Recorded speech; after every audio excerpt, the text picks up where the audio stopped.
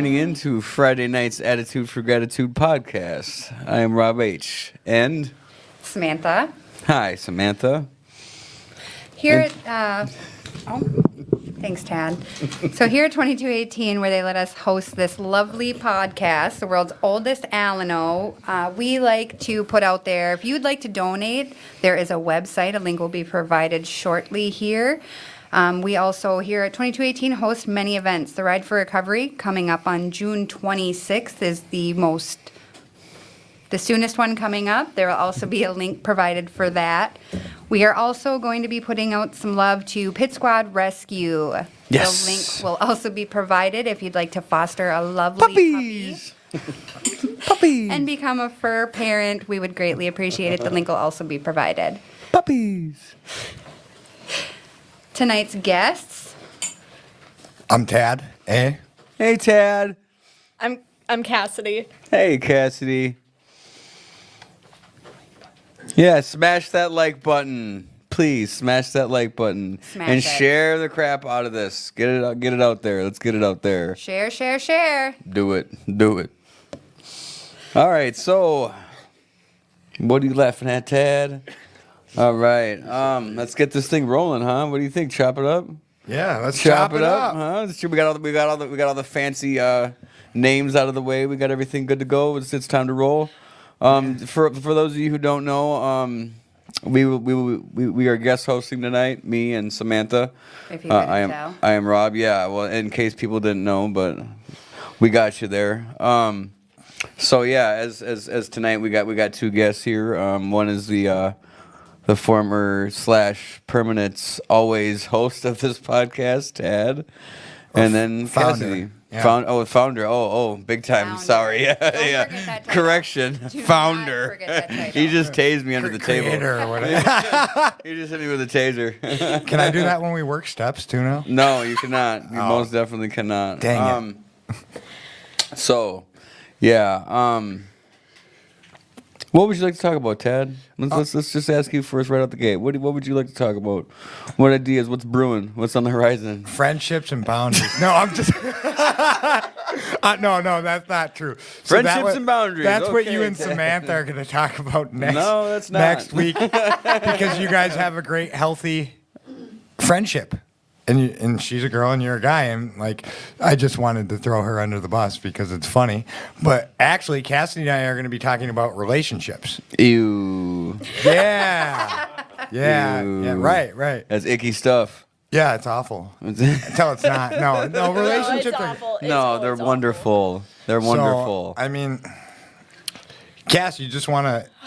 You want to. So Cassidy, if no people obviously don't know, she's a really good friend of mine, and we do a lot of service work here at 2218, and that's how we became friends. And when I went through my breakup, which was actually technically a healthy breakup, a couple months ago, she is a codependent too, like myself. I've been in relationships my whole life, never being single since I was 13, longer than 2 months.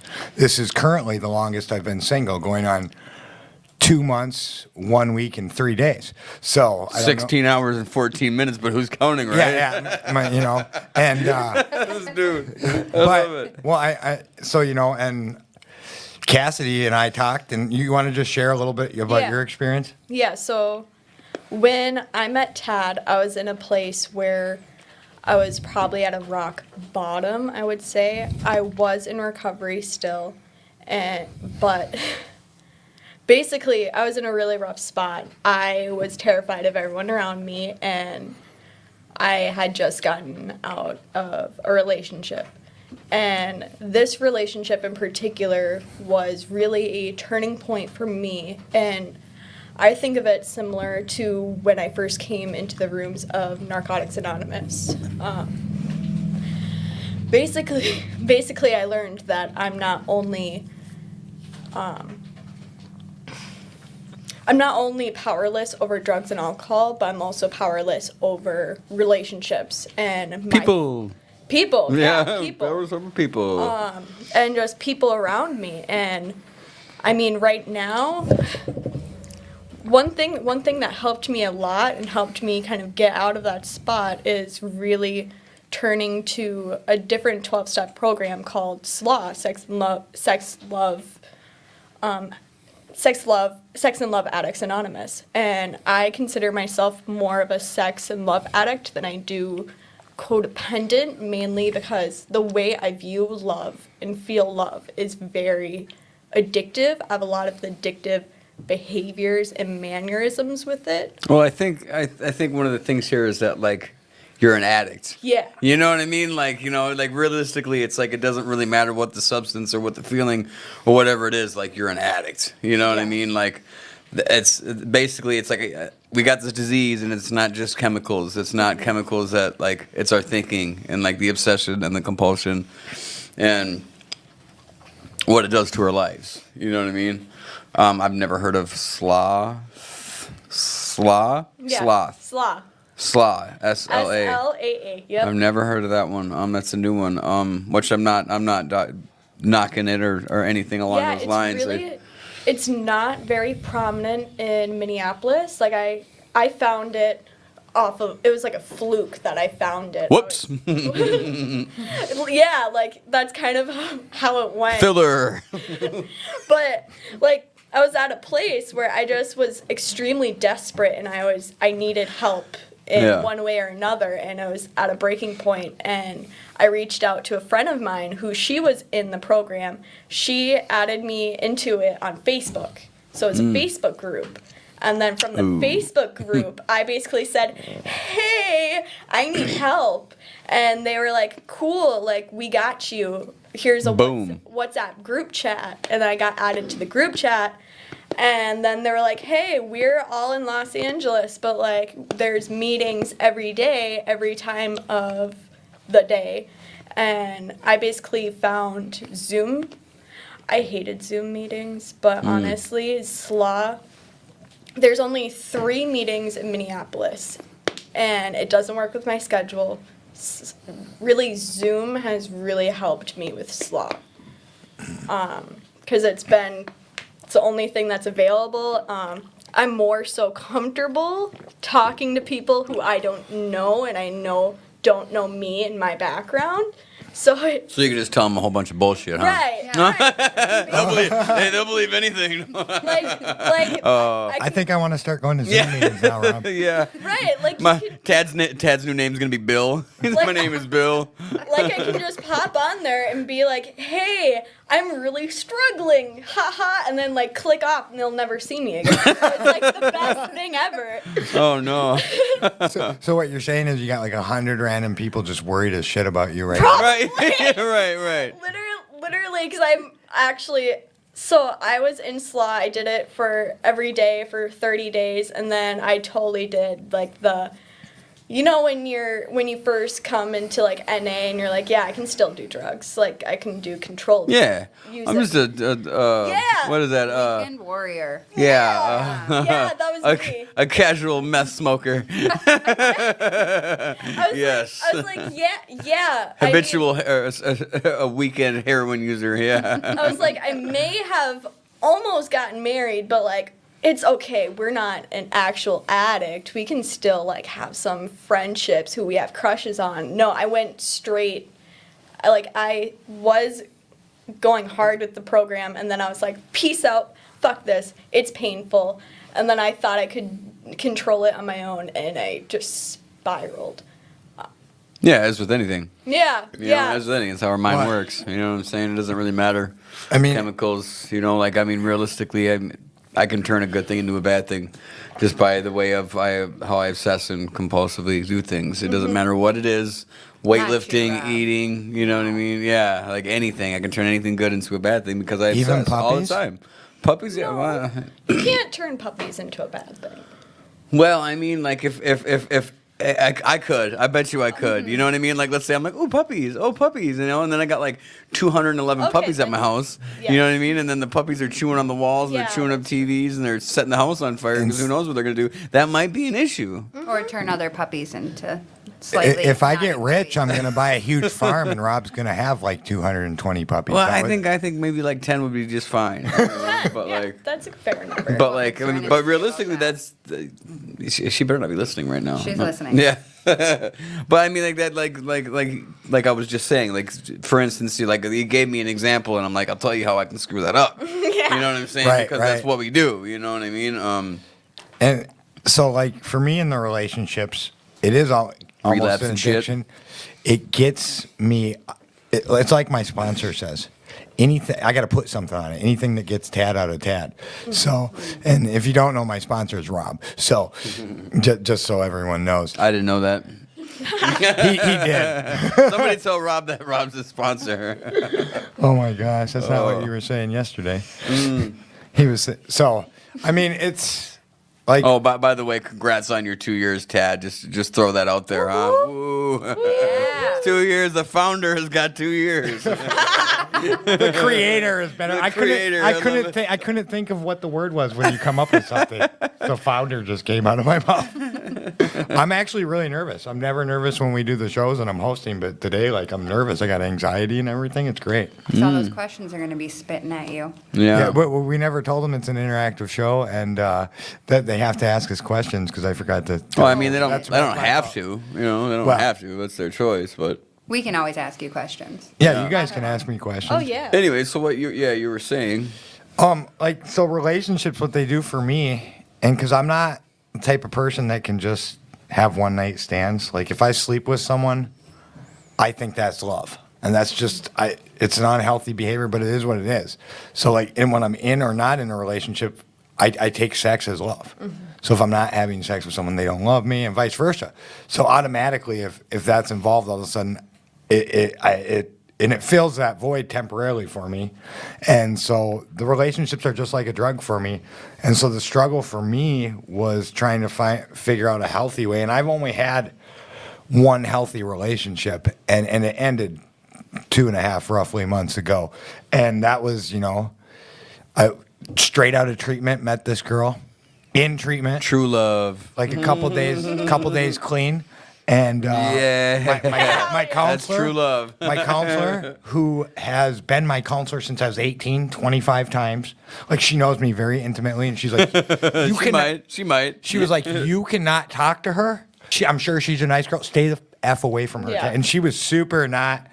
My counselor was super hard on me this time because she was trying to figure out what was what was going to work this time for me. And obviously we did the opposite. And while we were both in treatment, we started a relationship. And then we were healthy, we weren't fighting. It wasn't like all my previous relationships. But I went to the head of my inpatient at New Way and was like, look, man, there are these situations that I don't know how to handle. And she was like, go into therapy, couples therapy. And that was something that I had only ever done before I got married the one time.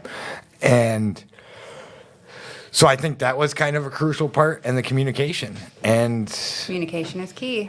and then I'm a busy guy, and we both we wanted different things from the relationship. And even now, her and I still talk, and like, she was here to celebrate my 2 years, and I still hang out with her, and we could possibly get back together. But I'm not right now. For me, I've realized, being single, that I need to be single, because not that it was her. It has nothing to do with her. You have There to are- heal, bro. You have to heal. Yeah, you I have have- to do the work on yourself. There before was you love someone else. there was Yeah. stuff in the last 2 years that I missed because I was in a relationship Yeah. that I wasn't able to work on. Luckily for myself, for the first time in my life, I had so many other things, and I had been finding myself and doing separate things with the club, with this show, all the stuff that I do, that when we decided to end it, when we broke up, I wasn't defined by the relationship like I had every time, because my pattern, was this. I'd break up, boom, go back to relapse. Right.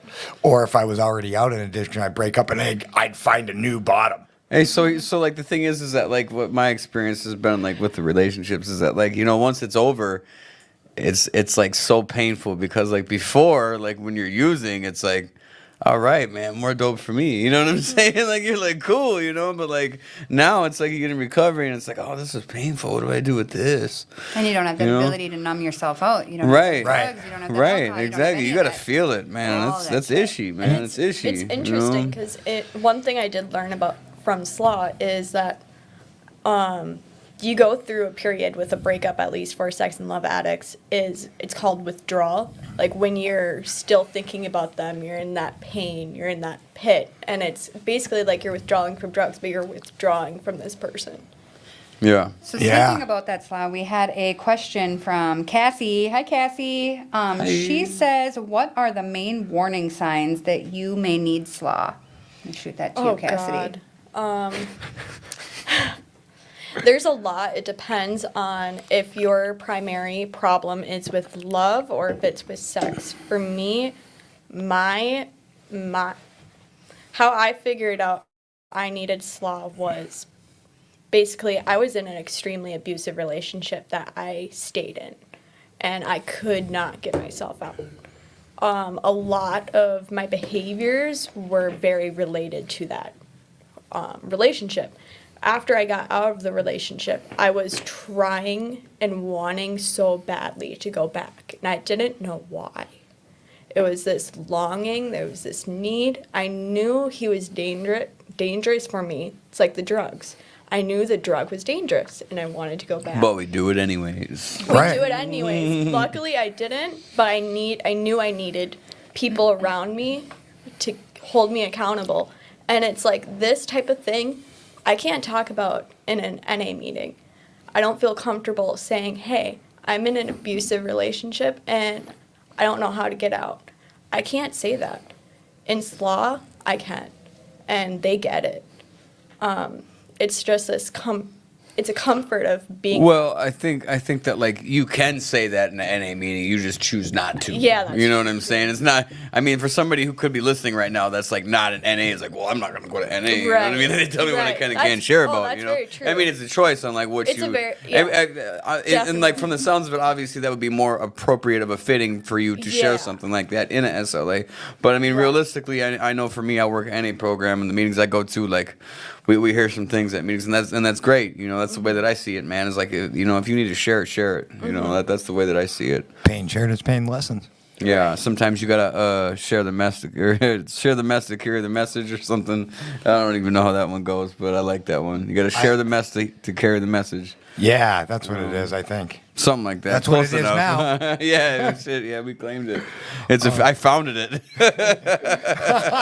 Filler. Oh my God, thanks, Rob. But yeah, just if you're, kind of like another thing is like the mental obsession. If you're constantly obsessed Right. over a relationship or obsessed over a person or trying to get into a relationship or obsessed about sex or trying to find someone for sex or trying to fill that void, constantly trying to fill a void and not be in yourself, like that's a good warning sign too. Good answer. So you talked about, you know, when you were in that abusive relationship, like it felt hard to get out of that. Do you think it was more a part of that self-worth piece? Like for me, Yeah. when I was in abusive relationships, I felt like that's what I deserved. I felt like I wasn't good enough to move on to somebody who treated me better. Yeah. And that in itself can be an addiction. I think and I think part of it is like the way I was raised. I was kind of all the cards were on the table. Like it was, if it wasn't him, it was gonna be someone else. It was gonna be. I was very. I wouldn't say like kind of like, you know how like you have the characteristics of an addict before you know you're an addict. The obsession and compulsion. Yeah. Oh, like- yeah. Like we were just talking about. But Yeah. like the trauma, like the different things, like the different like certain parenting characteristics. Like there was a lot of things that went into like I was bound to be in a bad relationship. It was just a matter of who. What do you think those steps were that you started taking that made you realize like I'm beyond this? Or was it SLAW? Was it coming to NA meetings? Was it fellowshipping? You know, that made you start feeling like you don't need to be in a relationship like that. Like you're better than that. Yeah, my roommate helped me a lot. She saw me like through some really dark parts of my life. And her being by my side and always being an advocate for me to get out, even when I didn't like it, she was always there. And she was always there for comfort. And just kind of just getting honest and speaking, like slowly speaking about it. Because it was hard for me to go to meetings again. I was terrified. I started going to only women's meetings. And even so, like I would come to 2218 only like once a week. And like it would, like a meeting, the NA meeting would be just ending. And I would have to leave before that meeting was ending because I would end up in like a dissociative state. So like me going to NA now, I didn't think that was possible. I gave up on going back. I remember that. Yeah. That's when we started being friends. Mm-hmm. Actually, and after me and you had a talk, I pulled this guy aside and told him that you were struggling and you were worried about an individual showing and just post traumatic stress from the NA meetings. So we kind of made a buddy. Like these are the people that'll be here. You can sit by us, wave to us if there's something going on. And you remember that, right, Rob? Oh yeah, I remember. Yeah, but I think that just shows the part about like when you did open up, you opened up to me and shared to me, and then me and Rob talked to you. You had support, and like the support is always there if we want it. It's like Well, and I think the thing with relationships, especially like the bad ones, it's like they're more traumatic than we give them credit for. Oh yeah. You know what I'm saying? Like realistically, like when I think about like mine, man, like They will fuck you up. yeah, exactly, man. You know what I mean? And it's like It brings up like there are certain things like relationships. It can bring up things from your childhood that you have no idea you have. well, and the thing is too is like I see it all the fucking time. Like I see so many people that like they're involved in the program, then they're going to like they're here, they're there, they're doing this, they're doing that. Like they're a face in recovery, and then all of a sudden they get into a relationship, and then they're like, oh, well, I'm not gonna do this, and like Exactly. you know, They I fall mean, off. granted, yeah, I understand. Like yeah, love feels good. Yeah, it's Right. great to feel love and wanted and all that stuff like that. But it's like if you're not gonna, and then we get totally off kilter. You know what I'm saying? And then it's just okay, the relationship and meetings whenever I can and Or- this and that and like in all my problems go to my significant other, Right. or like just like oh I had a bad day at work, instead of like doing what you can to actively process it on your own, you're just gonna toss it off to your significant other and who knows where that even ends up, so that's like your main support system. So then it's like further down the road, man, you get all emotionally invested in this relationship, man, and it's like these emotions just build and build and build and build, and then all of a sudden it just most of the time, I know in my experience, they just boom explode, and then what, and then I'm like, oh man, I've just been neglecting all this self-care and all of these things that like I should have been doing the whole time, Right. and it's like, and people will tell you the whole time too, hey, look, this is what you're doing, and you're Yeah. still gonna do it And you don't anyways, wanna because do that's it. the mind, Yeah. that's the motherfucking disease of addiction right Right, there. You know what I'm right. saying? Yeah. We know what we're doing as we're doing it, and people are telling us exactly what we're doing, and we're going along with them, lying to them, and then lying to ourselves, and believing our own lies, and then wondering what's going on, and then we get to the end, the exact same result that they said was gonna happen, and then we wonder how we got there, knowing Right. damn well how we got there. That's the mind of a motherfucking addict right there. Right, Every right. time. In my Every time. relationship, I was talking to Cassidy, my sponsor, and another really good friend of mine, and they were all giving me the same answer, and I was doing the exact opposite, and I got the same place. And Right. Rob was actually was the thing he was pretty harsh about me on with the relationships, and not like he was like mean or anything. Well, he was realistic. Is a Here's better the way. reason for that. Here's the reason why I'm so passionate about that is because of Lee. You know what I'm saying? Like my friend that died, that he, by all means, he should be coming to these meetings. You know what I'm saying? He got in a bad relationship, man, and it didn't work out for him. Now he's dead. You know what I'm saying? So when I work with guys and I see them in these relationships, man, I'm hard on them. And it's not just about a personal thing. And my relationships, yeah, mine have been really fucked up. But it's bigger than that. It's about the fact that, like, I don't want to see another one of my people go down the drain over a stupid-ass motherfucking relationship when realistically they could have gotten another one. I mean, so many other things could have happened, but instead they're not here no more. You know what I'm saying? That breaks my heart. Because that in itself is I'm still in the healing process about that. That was my best friend. You know what I'm saying? So it's like when I see these people doing these things, man, like, and I may come off as an asshole, man, that's fine, but it's because I give a shit. You know, and I think, like I said, man, like we give these relationships too much power. You know, The number one cause of relapse is relationships. Yeah. Love, What or did they- loss of love. right? And then the second is finances. You know, In that other program, what do they say under? I'm not going to say it's something about skirt. There's always under every skirt there's a slip. Is that what they used to What? say in a? No, AA? I've never heard that one. Yeah. I've never heard that one. But that's I- funny. yeah, and you know, But realistically though, man, that's sad, man, because people lose their lives over that, man. And it's That's so- terrible. It's true because like just hearing you talk about it, like I was in a very similar place. I was that close. Right. It I- makes you so depressed that you just want to go I get thought one more. about Oh, yeah. I Go thought get the about last suicide one. the Fuck first it. month Yeah, exactly. that I was, Yeah. that See I what I'm was saying? single, and And I that's think, why, like, I think that, like, you know, in Even- general, like, that's why I put a lot of emphasis on relationships when I'm sponsoring guys and when I, you know, any of that, because it's like in my own personal experience, I know for me, man, like I was ready to go get one more plenty of times, man, and Right. that was gonna be my last one because I wasn't thinking about getting high. I was thinking about saying goodbye. You know what Right. I'm saying? Because it was like that's where my mind that's, goes. It's that's either where my all or mind, nothing. mine goes you when know? I relapse too. Now it seems to like well, I should kill myself, and Yeah. then Right. boom, I'm not going to do it. So maybe I should get high, and then I'll get. Knowing damn well I've tried that 100 times. Right. But I mean, I wanted to talk about what you had brought up. So our traumatic relationships. Bringing up our Bringing- childhood. Bringing our childhood trauma. And so for me, I had the things that happened to me through childhood and then these relationships, and I would just stack trauma on top of trauma. Oh yeah. So, like, my first year in recovery, I was in, for 8 months of it, I was in New Way outpatient. And so every morning I'd go to treatment for 4 hours. This was back when it was live, back in the good old days. When I was Back young. when it was live. And, back when we used to have to walk up. no masks. We had to- you sat. They packed 20 of us in a little room this size. We had to walk 20 miles barefoot up a hill in the blizzard storm Yeah, the yep. new way back. Yeah, all that's true. And but so and the deal was that I had never wanted to deal with my trauma, and because of these relationships, like my ex-wife, Love me. my wife hit me with a car. Just come here, That's love how me. our marriage ended. That She was a my- real peach, I'm sure. I met her in the rooms. It was Yeah, true love.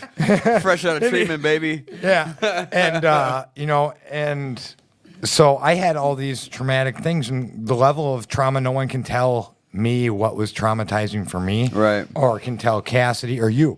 And some of these things were traumatic, and they were all tangled together from jumping yeah. relationship to relationship. And my childhood trauma was tangled in there with them too, and I couldn't tell the difference. Right. So like I had a different therapist every day for about a year for 5 different days a week. I had a trauma therapist. I did ART Right. therapy. I had a regular therapist, and I went to couples therapy. Yep. I had all this stuff. Went to And- couples therapy by myself. No. I went with the girlfriend from treatment.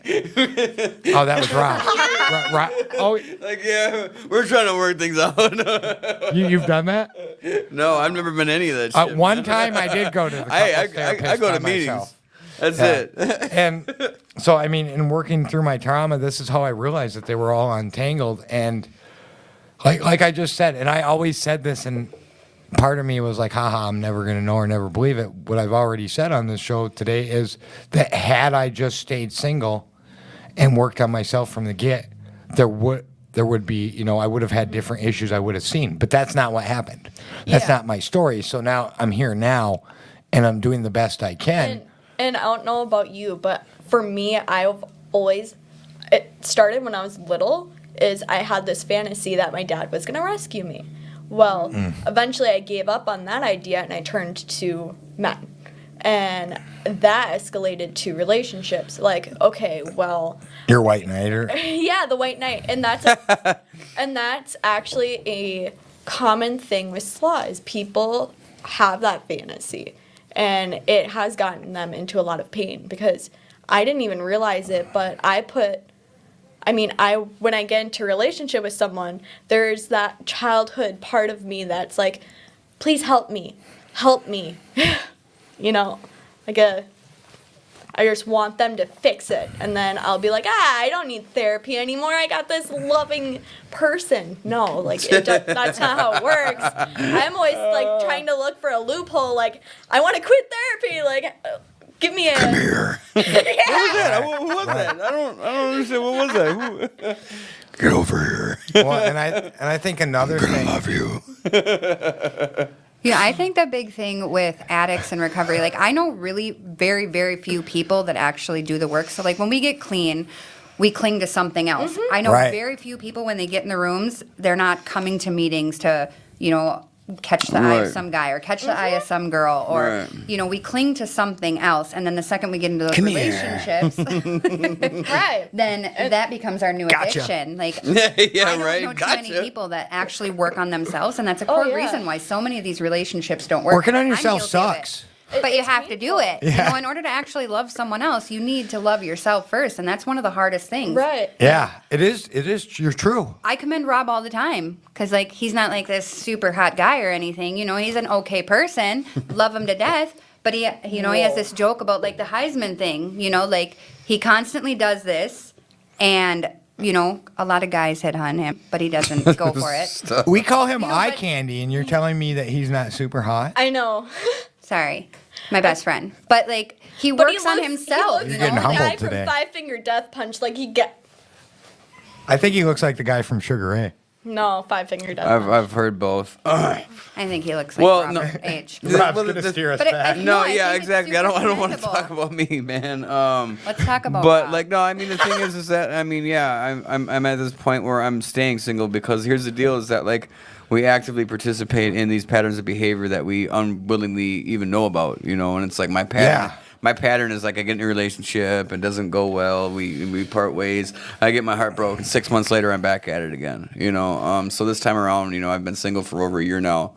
And I don't really see that changing anytime soon, because I've realized that like I just need to heal from not one but all of them. Right. You know what I'm saying? All of them, even the ones that before, because like my experience with relationships is shit.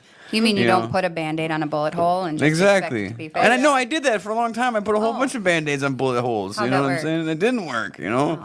But like the thing is that like I'm at the point where it's like I know how valuable it really can be to A, my recovery, B, my mental health. You know what I'm saying? I don't want to have some people come to a memorial for me just because I couldn't handle the pain. Right. You know what I mean? So it's like until that's not I'm strong enough or even to the point where I can even handle any of that shit, I'm gonna stay away from it. And like it's sometimes the hardest thing to do is the right thing. Right. You know what I mean? And it's like at this point, it's like, well, why not do the right thing? Because it's like there's so many other things to focus on in life. And like, and as of right now, like like all the things I'm focusing on, like I'm completing. I'm doing things instead Word. of, you know what I mean? Like, like I'm nicotine free, finally. Oh, yeah. Finally, you know what I mean? I got my motorcycle endorsement. I'm about to That's get a awesome. motorcycle. I'm about to Pretty get a new involved in truck. the program. You Journeyman. help a lot of friends. Right. Yeah, I got my You're journeyman card. You know what I'm saying? I go back to work. I'm going to be running jobs. So like ever since that I've took this time for myself, I've been able to learn a lot of things and do a lot of things and have my focus be on other things besides all the pain. Because that's Yeah. realistically what I'm walking into when I walk into a relationship Right. is pain. I Yeah. heard. And I don't really want to waste everybody else's ear time for another year about some relationship that I'm in. You know Right. what I mean? Like, I'll spare y'all. That's the way I look heard at that. it. Filler. Oh my gosh, Rob. Switching sides here. All right, man. Where we going? Where we going? I think, what more you got on that, Tad? So when I get out of this relationship, then like one of the things that was missing this time, because I focused, like I had my life and my relationship, and they were kind of separate. Sometimes she came up here, but when COVID hit, she quit coming up here.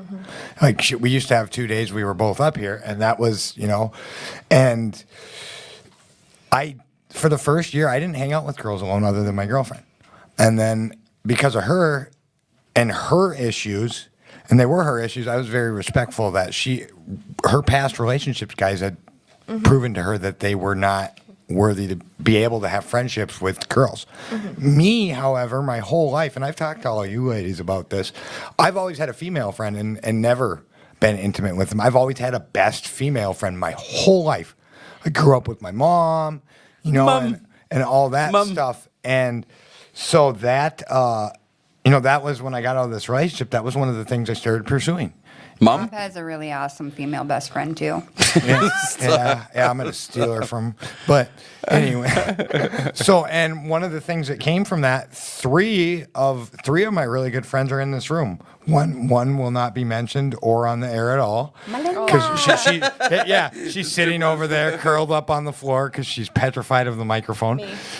Me. No, and then Samantha and Cassidy are obviously on here, and me and Cassidy's.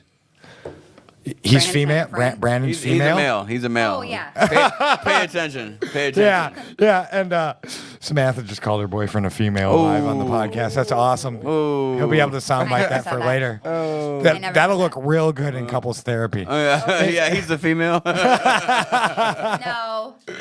He's all red. And Look at to, him. and to clarify, Brandon is my friend. But that's how Cassidy and my friendship started, was us talking about the relationship stuff. And we were joking about this on the porch. Just like for a while, she's like, this is what I would do. I would just not do this. And I did the opposite. Oh, yeah. And started talking to my ex again. Yeah, about that. Yeah.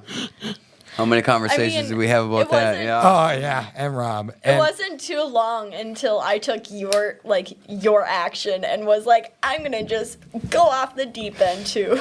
oh, my gosh. Yeah. Probably not the best thing to do. Probably not the best thing to Yeah. Right. And I mean, So, and the other thing. let's all just go off the deep end. Right Yeah. together. That's never backfired on a group of addicts. No, not at all. Absolutely not. No. To clarify, that has backfired many a time on groups of addicts and not turned out well. Just to clarify. Yeah. just to be sure, Oh, we're not going to do that. Oh. So that's the only thing that you guys want to talk about is the relationships. You guys don't have anything else in the bag. We got an hour and What's in 20 the more. goodie bag? Oh. What's in the goodie bag? There's got to be some more in Hold the on. goodie bag besides relationships, right? Gotta be. What else? Got to be. Where's So- the goodie bag? I mean, when getting out of hand me said the goodie bag. relationship, you have to build yourself up. Oh yeah. So we could talk about working on. Yeah, how Oh, do you do no. that, Tad? What are those steps you take to start building yourself up? what does that look like for you, Tad? For me? man? Yeah. Yeah. Give me. You guys advice. all know the answer to this, right? I overcommit on service work. That doesn't sound very healthy Yeah, there, Tad. overcommitting on He's like, I service work and not overcommitted. working So, on like, yourself? I was already busy doing 150 things, and then I got involved with church. I replaced my relationship with, but I did something cool besides all these service commitments. I started making time for friends. Oh okay. That's important. Yeah. Friendship. And that was what really started helping me to heal a little bit. And the main reason I am single now is because I'm building my friendships, and I have a lot of stuff I want to do. Right. And I got a real job now too, so there's that. I want to be a real boy. Right. Responsibilities. Yeah, which I mean, Working for But suckers. that's actually helped. right. That's actually helped me a lot. Is getting an actual job. No. Is- Right. An actual But, job. I like, love it. no, I I love mean- how we have to clarify this on like, the show. An but- actual job. actual like none of us job. really work. I love Like- it. Actually working But, for like, once. We're all addicts. Like, Yeah. like so I but like knowing that I can be independent and like have a job and make steady money and like just interact with people and like have responsibilities, like that's helped me a lot with my mental health lately, and I'm honestly surprised in what's going on. right, and I couldn't hear. Oh, okay. it's all good. We'll figure it out as we go along, like we all are in life. Yeah. So I mean, and then I sat down and I made a list, and I'm gonna forget someone who told me to do this, and I don't think it. Like I'm automatically just thinking it's one of you guys in this room, but I it wonder wasn't. why. But someone told me to make a list of what I want to do after I got out of said relationship, and I did that. And one of the biggest things for me was moving out of the sober house. So and one night I called a friend of mine and Rob's that Rob told me he talks to when he's having trouble late night. So I called him late at night and was like, "I'm leaving the sober house. I'm done. I'm gonna da da da." And he's like, "All right, like so you're done with the sober house? What?" You got to start working more. You can't work once a week now. Yeah. Because that's what I was doing before. I was working once a week and then doing 40 some hours of service work. And like I was getting work hours in, but just not getting paid for them. And so we got to reprioritize, and you got to make a budget and just set a goal. And so I set a goal for this summer, and that was one of the things. And then I built off of that. And that's kind of, and that until I think in regards to goals, I think that's a really good, reasonable thing for every addict to do. Yeah. Because like it feels good when you accomplish them. Right, because I mean, think about like the way that the addict brain works, man. There's you know what I'm so saying? many- It's like we get like stress overload and then we just explode. Like yeah. we do really well and we exceed at everything we do and we get all the way up to the end and we fuck it all up. Yeah. You know what I'm Right, saying? that's So been it's my like- pattern. Yeah, exactly. It's very Climb very, to the top super Right. fast. It's very That's- bam. That's That's- very typical across the board for us addicts. And, that's like what we do in general, So it's like, I think that like, setting goals and then like, achieving them goals, it kind of helps us, it also helps with our self-esteem. It gives us something Right. to look forward to, and then it also tells us that like, hey man, we can do this, Right. or like, hey man, like I am worthy of this, because a lot of times, it's like, a lot of it goes back to like what we think about ourselves, and it's like if we set these goals and we do these things, we're like, well, wait a minute, like maybe all these things I've been telling myself is fucking bullshit, Right. Right. because it is, you know what I mean, and like setting goals and like achieving them goals, because I'll tell you what, man, like us addicts are smart fucking people, But you it's know? also setting like realistic goals. Because if you set Well, yeah, goals of that are course. too low and then you keep, you get on that pink cloud, like I'm really doing things, you're Yeah. setting yourself up Yeah. for failure. Or if you set goals that are entirely too high, then you feel like a failure and you knock yourself down again. Like I think it's important to set I have goals re- that are realistic. Well, yeah, I have yeah, of unrealistic course. goals. You have unrealistic goals? I did the whole time. People told me they were never going to come true, and I'm about halfway through them. Yeah. They told me I'd never have a podcast about recovery. They told me I'd never be a board member at 2218. But are those things really unrealistic? But Or were they just that's being the seem- time, they at the probably time seem unrealistic, at the yeah. time they told me that we couldn't change the way this club was run, and we're doing it, and we're in the middle of it. And they also told me that it's really unrealistic to have a goal of having a worldwide 24/7 radio/podcast network about recovery. Well, realistically, And for that's- me, I tried to set goals like I'm going to take 20 credits every semester and get my Yeah, AA but so you know in what a I'm year. saying. You know what That's I'm not attainable. And like when I miss those goals, Oh, like when yeah. I'm not Okay, hitting yeah. 18 to 20 Well, credits, then I even- start feeling like a failure. Like I'm never Well- going to get into law school. right, Oh, yeah. know, I relate yeah. to that. right. Well, I mean, that's the thing too. Is that My- like another thing that has to do with is like maybe getting to know yourself to the point to where, maybe that's not going to be a goal that you're going to set. You know what Right. I'm saying? Like because that's a lot That's of work. about self Well, awareness. that's a lot of or work. whatever. I mean, 20 credits, especially in like the summer. I know we've had this Right. conversation, but it's just like getting to know yourself and like like how is this gonna feel? How that's gonna feel? Like, I mean, realistically, like that's not really a unattainable goal. It's not, but if you think about that, I know in my college experience, hell no, man, I ain't even going to school in Right. the summer. You know what I mean? Because According it's to half my the school, time. it's unrealistic. Yeah, half the time and twice the work. But you're you know? killing it, aren't you? Like already halfway through a degree in a year. And Yes, I will have my AA in a year. There Yeah. you go. That's the thing that I struggled with is I'm constantly trying to prove myself because I've always been like looked down upon. So it's school. I feel that. Right. Me too. Yeah, with Yeah, school, big time, man. I took summer. I was like because I was constantly compared to my older sisters, and then anyway, I wanted instead of finishing my 4 year in 4 years, I wanted to finish it in 3, and I wanted to get it done as soon as possible to like prove myself and then go to graduate school right away. Well, I'm at I a feel that. place where I'm super burnt out because I haven't taken a break since I started school because I've been doing courses all year, and I'm at a point where I want to drop out. I'm not going to, but I'm But at see, a low. that's what I'm talking about. Is that Yeah. that I outcome? go We're just like 100. boom. We're just going all the way I to go the top. 100. and we're I going all go the way through to the end. phases where I want And now I want to quit. Yeah, I go through exactly. phases where I want to quit everything. I want to, yeah, like I'm. Even Well, sometimes you got to know yourself enough too to like when it's adequate time to finally. or I even lie for to instance, myself because you're always telling me how busy I am, and I'm like, why are people telling me I'm busy? I got plenty of time. And your response is, Well, I mean, you are freaking busy, Dad. Well, I mean, the thing is that like, what I was gonna say and I forgot. It was like I was It'll come back. almost there. I was the thing almost there. I struggle with is I don't know who I'm trying to prove. Well, yeah, myself that's to. what I was gonna say, is that, am like- I trying to prove myself to myself, or am I trying to prove it to people outside of myself? And if I'm trying to prove it to people outside of myself, I'm never gonna attain it. Right. Well, and like this is what I was gonna say, is that like I know for me in my experience, like especially when it comes to work, like I didn't miss a day.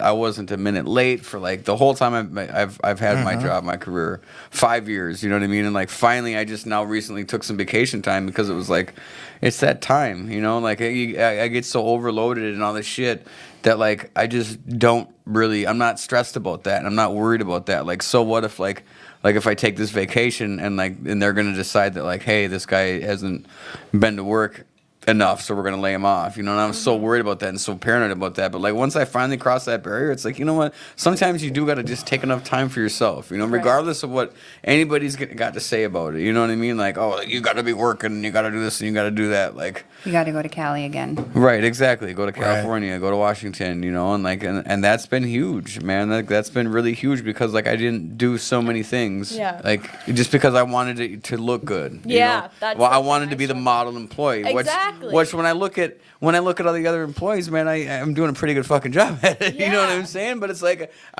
like in my boss's eyes, man, like he's not seeing what I'm seeing. Me, I'm like, man, I gotta be here. I'm a man of integrity and this and that, and you know, that's not always the case, man. You Right. know what I mean? Like sometimes because I get so caught up, and especially I can only imagine with like schoolwork and stuff like that, how it adds to your mental health and how everything is just so jammed up. Like I would Yeah. just get so frazzled that like, you know what I mean? Oh, I gotta do this, I gotta do that, I gotta do this, I yeah. gotta do that, and then every Oh, time yeah. I'm running around and I'm doing that, Yeah. you know, like I could just imagine how that is So- because that's just how I am with work. But I could imagine how different that is Yeah. with all the schoolwork and all this and that. Oh, And my then it's gosh. like you got all these student loans on the line, you got all this money on the line, you got your future on the line. That's you're how I thinking about run this- my life, You're what thinking you're about that. describing. Yeah, you know what I mean. And if I don't take time in between each thing to what I do, I have to take time in between each thing that I do throughout the day to take a little bit, whether it's 10 minutes to listen to music or I sit Right. down. The days that I don't do that, then like I'll blow up or I'll burn out at the end. I'll get home and someone will want to talk to me. And I'll be like, hey man, I need my and you know, just unrealistic things. I think Sam has something. Yeah, so we got a question from Jamie. Jamie runs Pit Squad Rescue. I'm just going to throw that out there again. She says, speaking of goals, I never thought I'd be doing what I'm doing with rescuing dogs, work, recovery, and she left out about 10 other things there. I can attest to the fact that she never relaxes. I honestly feel like I burn myself out because I keep my plate so full. Does anybody else struggle with balance and self-care? 100%. Right. I'm terrible at it because Me too. I constantly want to go because I constantly want to prove myself because I never feel adequate within myself. I always I have a great cop out I use when people to ask me this too. If you're going to burn yourself out, I always just look at them and say, I'm either one or two things away from a mental breakdown. That's how Right. busy I am, or I'm laying in bed depressed, sleeping all the time. Exactly. That's it. Like this week, I've been really I've been just so burnt out. I've been barely doing anything. Like I've been going to work and like I volunteered yesterday, but I needed to volunteer more so for my mental health than anything. Did you volunteer with anyone cool? Let's see. Eric is pretty cool.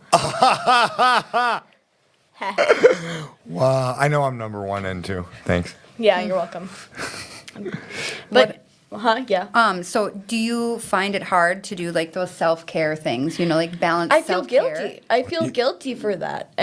I'm getting better with it because I am in DBT and I'm learning that I can't burn myself out constantly. But like growing up, I had to be constantly moving to like prove myself to everyone around me. And then now, like when I'm not constantly doing things, I feel guilty about it, but I'm now kind of trying to give myself permission to like, hey, take a bath, just relax, Right. or do some artwork. Yeah, those simple things that help you unwind. Right. Yeah. Tad? Yeah, I do. I do struggle with it, and but at the end of every night, I try and take an hour or two. And the problem I have I'll touch on the end of my night, and then I'll touch on the struggling other stuff. The problem I have is, let's say I just keep doing stuff, and then I want to hang out with Rob or you guys. We do something. I'll just keep doing it. I will stay up because I'm an insomniac till 4 in the morning and sacrifice sleep Oh, yeah, to me get my too. personal time. Because I've now decided that my personal time. We'll just X out one of these. Yeah, my personal adequate, time is. essentials. And I'll justify it like it saves all of your lives. I'm not evil, which is not true because then I'm crabby and I'm still evil the next day. And like there were many a times when I got my first job when I was working at Detox where I didn't sleep. I stayed up for 4 nights in a row sober. Oh no, I Working can't. like, oh man, and I was like delirious, and it felt methy. It felt methy. Sounds real healthy. Yeah, it felt really methy, and I was 100% clean. Meth. And it was meth. Yeah, we should probably not do that. It does not sponsor this program in any way, shape, Yeah, no, my yeah. God, It's not. it's not. It's not responsible for this podcast at this time. And I mean, so that being said, I got to have a cutoff. And I know when I was still in outpatient, I had a cutoff. I had a time. But then once a month I would be like, it's okay. And the other part about that is for me not sleeping and stuff, in case people aren't going to put some things together, I'm bipolar. Sleeping's for suckers. I feel So, that. so if I don't sleep, I could go in a manic episode, and I could go like a week without. Or I could sleep 14 to 20 hours a day and go. I could do that Right. for a week or a month or longer. And, you know, that. So I do have to be on my self care. And the other part about that is I'm not medicated. And so my bipolar is treated through, I make sure I walk a lot and I have to regulate myself. And the main part about that is sleep. And so that's the only medication I have is a sleeping medication. So if I'm not, Well, and I think a lot of the times too, you know, it helps with the stuff we're putting into our bodies too. You know, like water intake, enough of those nasty things, those Bang energy drinks, and we're just filling our bodies with that. who you know? just drinks energy drinks 24/7? Okay. Well, I'm just Okay. saying that, like, I mean, like, you know, sleep. I mean, you might want to Me. look at that. You know what I'm saying? Like, if you're talking, that's like some medication, like, you know, drinking more water, being hydrated, it helps with the mood. You know, get some vegetables It's- going, what- get some rice. You know, get some good stuff for yourself. You know. I'm just making hand signals over here. Yeah, Sorry. yeah, you got me all confused I'm over sorry here. there. Filler. Filler. Filler. But no, I mean that's just the thing is that, like, you know, I know for me, if I have too much caffeine, like, I'm just a psychopath. You know, just the same way as if I don't have enough sleep. If I don't have enough sleep, it's the same way. I'm an angry motherfucker. It's you Red know. Bull, Tad. So what? Nothing. I was telling Tad. Red It's Bull flavored. Red Bull. That's why I love it. Filler. That's why Filler. that's why I love it. Yeah. Well, yeah, why wouldn't Red Bull be Red Bull flavored? Yeah, Red Bull flavored Red Bull. Yeah, exactly. So, and I mean, So, and I filler. almost felt like defending myself, but I'm just like, so the cat. Yeah, it's more of a stress level thing too when I don't sleep. Yeah, and then you put that on top of it, you're just adding to your stress level. I know for me, if I drink like I know. 10 cups of coffee, I know you know I'm what like you're a talking little- about, so I'm not going See- to justify my bullshit, but I was about to for some reason. people do. I'm not saying don't. I'm just saying, like, maybe it's something to look at, you know, whereas, like, sleep is the same way because, like, my point was that, like if I get 4 hours of sleep, like, I'm just as irritable as if I drink 2 of those things. You know, that's what I mean by that. Yeah. You know what I mean? Right. Yeah, But I no. think when, like, I struggle with bipolar disorder too, and sometimes, like, you can be in this really low place, and, like, for me, caffeine kind of pulls me out of that a little bit. I have to have Yeah. caffeine to function. Yeah, It totally does. Especially this. Oh, I'm not saying I don't use caffeine. Okay, But- I just want to Like- clarify that. You know what I mean? Oh yeah, but like, I don't know. I But when get you- what you're talking about. When you're so depressed, you have no energy, and you just need some sort of. So on a day where I have like 2 or 3, that's fine. But you know, then there's the other. I borderline abuse caffeine. Everyone knows that. Borderline. No. Okay, I This dude's do. got a backpack full of Red Bull. And bangs. I got what you need. Okay, but I'm like you in training because a friend of mine literally their nickname for me on their phone is Red Bull. Oh man. And that's you know, I'm like a mini Tad in training. that's scary. So what What else should we talk about, guys? Is there any questions? I don't see. No. any questions. But we got like a whole nother hour. Oh, we do. Okay. Yeah. What else do you want to talk about? Right. Tad? Come on, Cassidy? people, get them questions Okay, popping, yeah. man. What's up, man? Right. I know we got some people watching, man. Start popping them questions mean, off. Jamie Lynn, what's up with the rest of the questions? Yeah. You know what? Let's make these guests I mean- uncomfortable. Come I on, mean- people. What do we got Right, going on right. here? We can Come on, dive- JP. I know you got That's something brewing. scary, Cassidy. I mean, we Melinda? can dive back into the Questions? Did someone say that's scary? Oh my God, that's Yeah, he said it's scary because you're like a mini Tad, but he's just jealous That that we're growing, the Tad Nation. And he can attest to it. Like, he was one of my closest friends, and he's seen me through some hard things, especially with relationships. Oh, we got one. We got one. We got one. We got one. Bing, bing, bing, bing. We We got some got people. one. We got some Oh people. my gosh! All here All they right, come. so here, the first question we got: how to stop without treatment. How Google. to stop what? So, Cassidy, first question for you. Cool. How do you stop without treatment? Stop what? I'm pretty That's sure all that it- Oh, using. having probably using. using. That's what I'm Don't assuming. use drugs. Stop Yeah. using. I'm without- assuming- Yeah, how to Since that- stop using drugs without Since treatment. this is kind of a podcast about Recovery. Okay. I wasn't sure if, because we were also talking about slaw too, because there is treatment for that too. Anyway, how did I? Well, for me, meth. Yes. Okay. So she clarified. The question is meth. meth. Yeah, without treatment. Ooh. You've never been. You don't have any experience. Okay. Well, let's So, turn that I'm- over I'm- to hang Tad on and here, Rob. Yeah. I'm gonna throw that over at Tad. So Tad, how do you stop using meth without treatment? I did it once, and you're not gonna like the answer. Was it? I became an alcoholic. Heroin. See, I became No. an alcoholic, but so like how to actually quit, and I wasn't joking about that either. That's how I quit doing meth for 10 years. And the other thing though was I quit talking to anyone who did meth.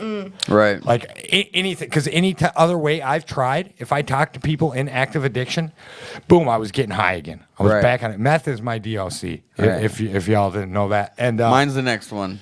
Doesn't matter what it is. right. And at any given point, I can do anything because I love them all. But it's all eventually going to lead me to meth, Right. and because that's my favorite. But I'm not picky either. So, but I would honestly just say, I would say go to treatment because meth is very psychological and it's very ingrained in you. And I mean, unless you have a way to get away. I mean, if you're Go to NA meetings. Go to NA meetings because they'll help you. If you could really commit to like going to meetings every day, that's helped a lot of people who. Right. I mean, yeah. Like realistically, there's a lot of people that I know that like they didn't go to treatment. They just Yeah. decided that they had enough, and it was time to go to meetings, whether that be AA, NA, Yeah. CA, CMA, whatever meeting that like you find best fits for you. I'm definitely not going to knock it, but I mean, I know first of all, in regards to methamphetamines, you're going to want to get some sleep. Yes. Eat.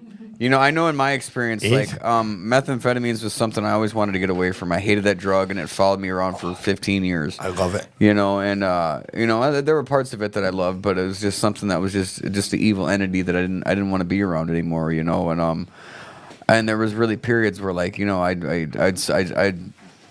I'd alternate substances, like, oh, I'm going to use this and I'm not Right. going to do that. Meth's bad. Let's get drunk. Or Right. meth's bad. Let's use heroin. Like in my story, it was just all of them. I was just a polysubstance abuser. So, but like, like the thing was that like every time that like I would get really big into the meth, obviously the criminal activity coincided with it.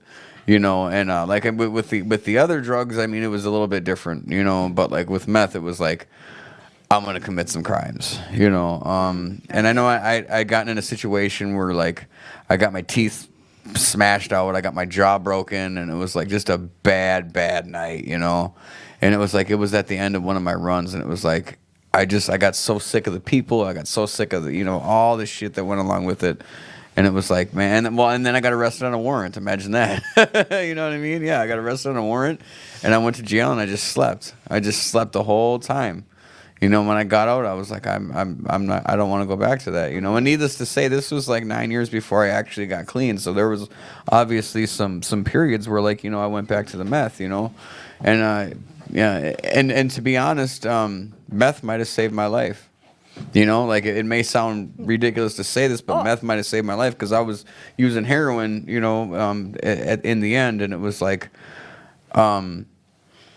I used the meth, and then the meth is what got me in trouble, and what got me in trouble is it got me sent to jail, and what got me sent to jail got me into treatment. So like realistically, it might have saved my life, you know, and you know, if you're on the meth and you're trying to get off it, you know, like the first thing I would recommend is some sleep, you know, because that's usually like because we just get so sleep deprived that like, you know, that's why you see a lot of people that are like they look way older than they actually are, you know, because like they spend so much of their time just awake, you know, and like.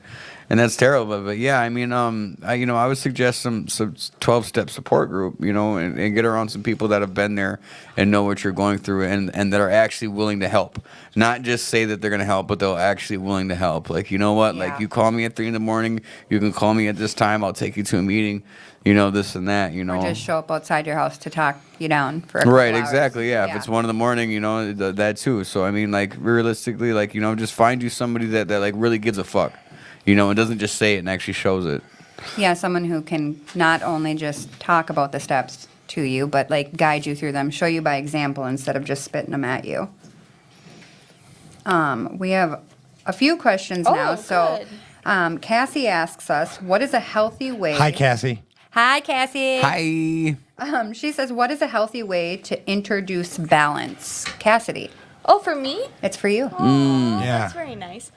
Balance with like okay, just introduce one thing of self-care that you're gonna do each day, no matter how little, just something that gives you. For me, what I love taking baths. I love baths. I'm a huge, or candles. I love candles.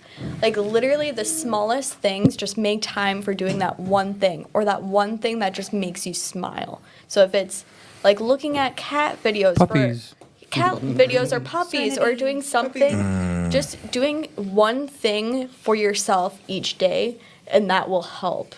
Like it'll help, and then like it kind of is a work in progress because sometimes it's a lot harder said than done. Sometimes it depends on your motivation too. Sometimes you just need to take a week and just do nothing. Yeah.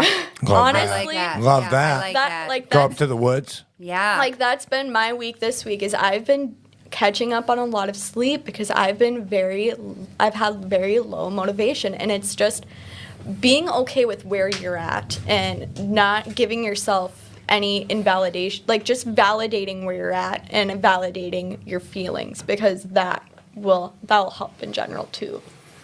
And like writing a little to-do list. Like I'm a big to-do list person. Oh, me too. I like Not it when me. you start checking those Oh, off. yeah. It feels so. It keeps- Boom. It boom. feels like an boom. accomplishment. I have a whole thing with But, like, lists. I love lists. If Like, it's when I not get on my assignments calendar, my done, list, check, it's probably check, not getting check. done, or I'm gonna forget But about like, it. and being okay if you don't do all of them. Like, cause I make a really. That's real. I make a really. That's real. I make a really long list, and then I will be really shameful at myself. Right, me too. for When, not when I doing it. first did that, or okay, anal. Like all of a sudden, I'll have this Yeah. list and schedule. I'll be like, oh my gosh, I gotta do Right. this, and I'll freak out But, if like being- something random but, happens. Like being realistic and giving yourself space and just being like, hey, I have really low motivation and I'm exhausted today. I'm only gonna do one of these things I need to get done, but I'm gonna get the Right. thing that's the most prioritized. What helped me with that was bringing my recovery into my life, Right. because so like I'd do all these spiritual principles and be flexible in my recovery, but when I had this list, I wasn't applying any of that shit. If something came up, I'd become rigid and act like a dick to people or myself, and then I had to live the way I was living in the rooms, and I had to show up everywhere. I had to be Right. consistent. That makes sense. I was just reading some more of our questions. So Sarah asked us. Thanks for the questions, everybody. Yeah, we thank appreciate you so it. much. Filler. we had some moments here, filler. So Sarah asks us, I just got a job offer Monday. I also have intake at treatment. Oh. About the job won't be there, I'm guessing is what she's saying. Yeah. Okay. If she doesn't go So- in on Monday. But- So what would be your I'll- suggestions on that? I'm just gonna say before we answer this that, like, look, man, you gotta do what you gotta do. Yeah. But Well- and I'm only speaking from my experience. Every time I've taken the job over my recovery, Right. I've lost my recovery And Or lost the you job. lose it. and Or you lost lose the yeah job. and lost Yeah. the job. And you know what? The last time I did that, I lost my life twice. Yeah, and So- here's what I have to say about that is that like I would go to treatment. Yes. just for my. Absolutely. because I'll tell you what, if God will more provide times than not, after. if you don't go to treatment, like The and you end job- up dead, you're not gonna be able to work if you're dead Exactly. anyways. You know what I'm Yeah. saying? Or the job will be there. They don't hire Right. zombies. And you know what? Just kidding.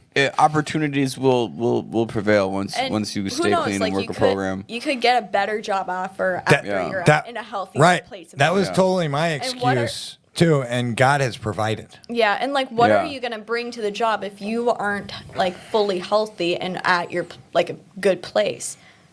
Right. Yeah, absolutely. You need.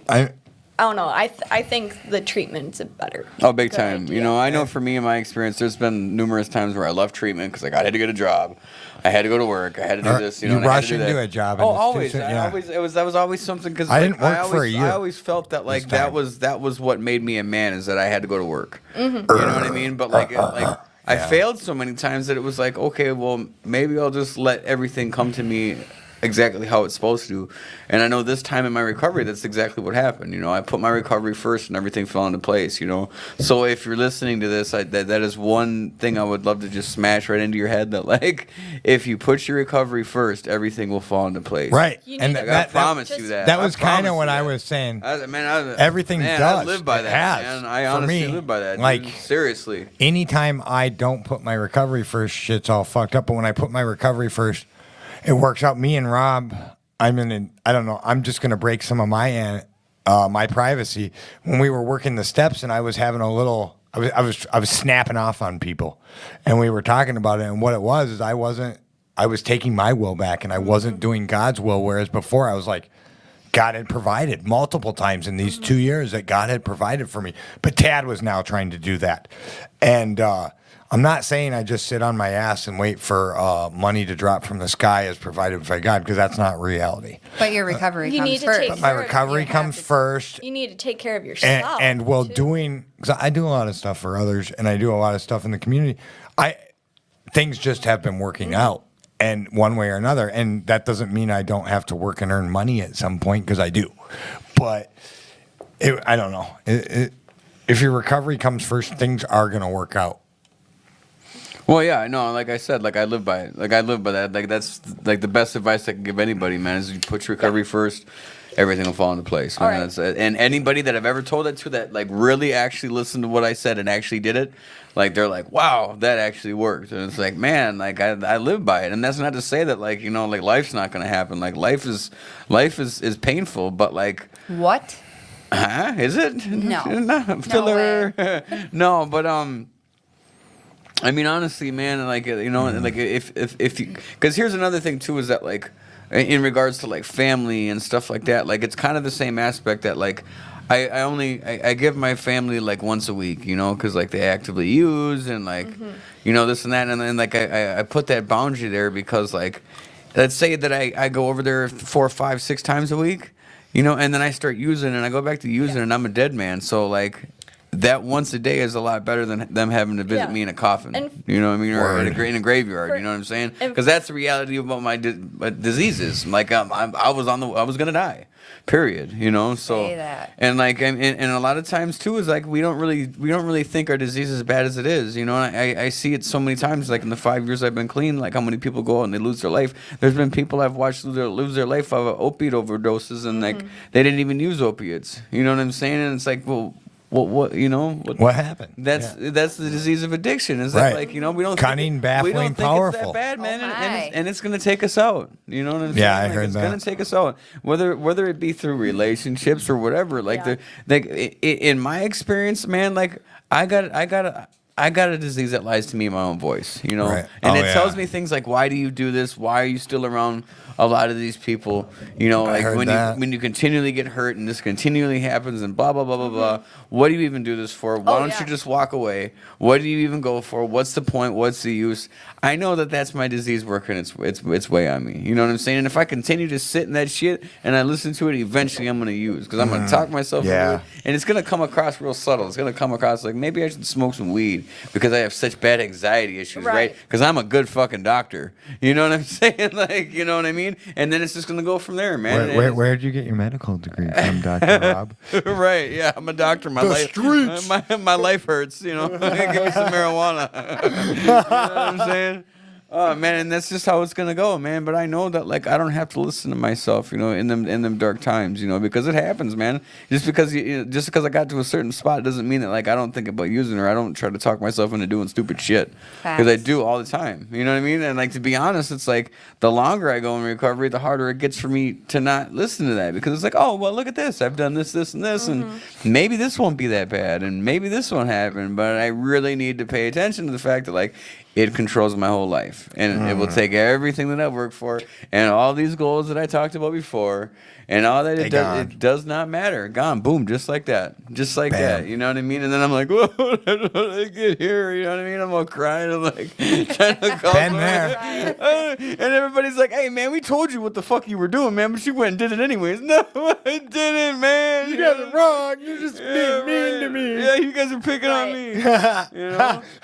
And like, and that's how I would be, and I'm not like teasing any. That's how I would be. You know what I Right, mean? And I right. know that's We've how it all works, been there. you That's know? why we're doing it. We're not.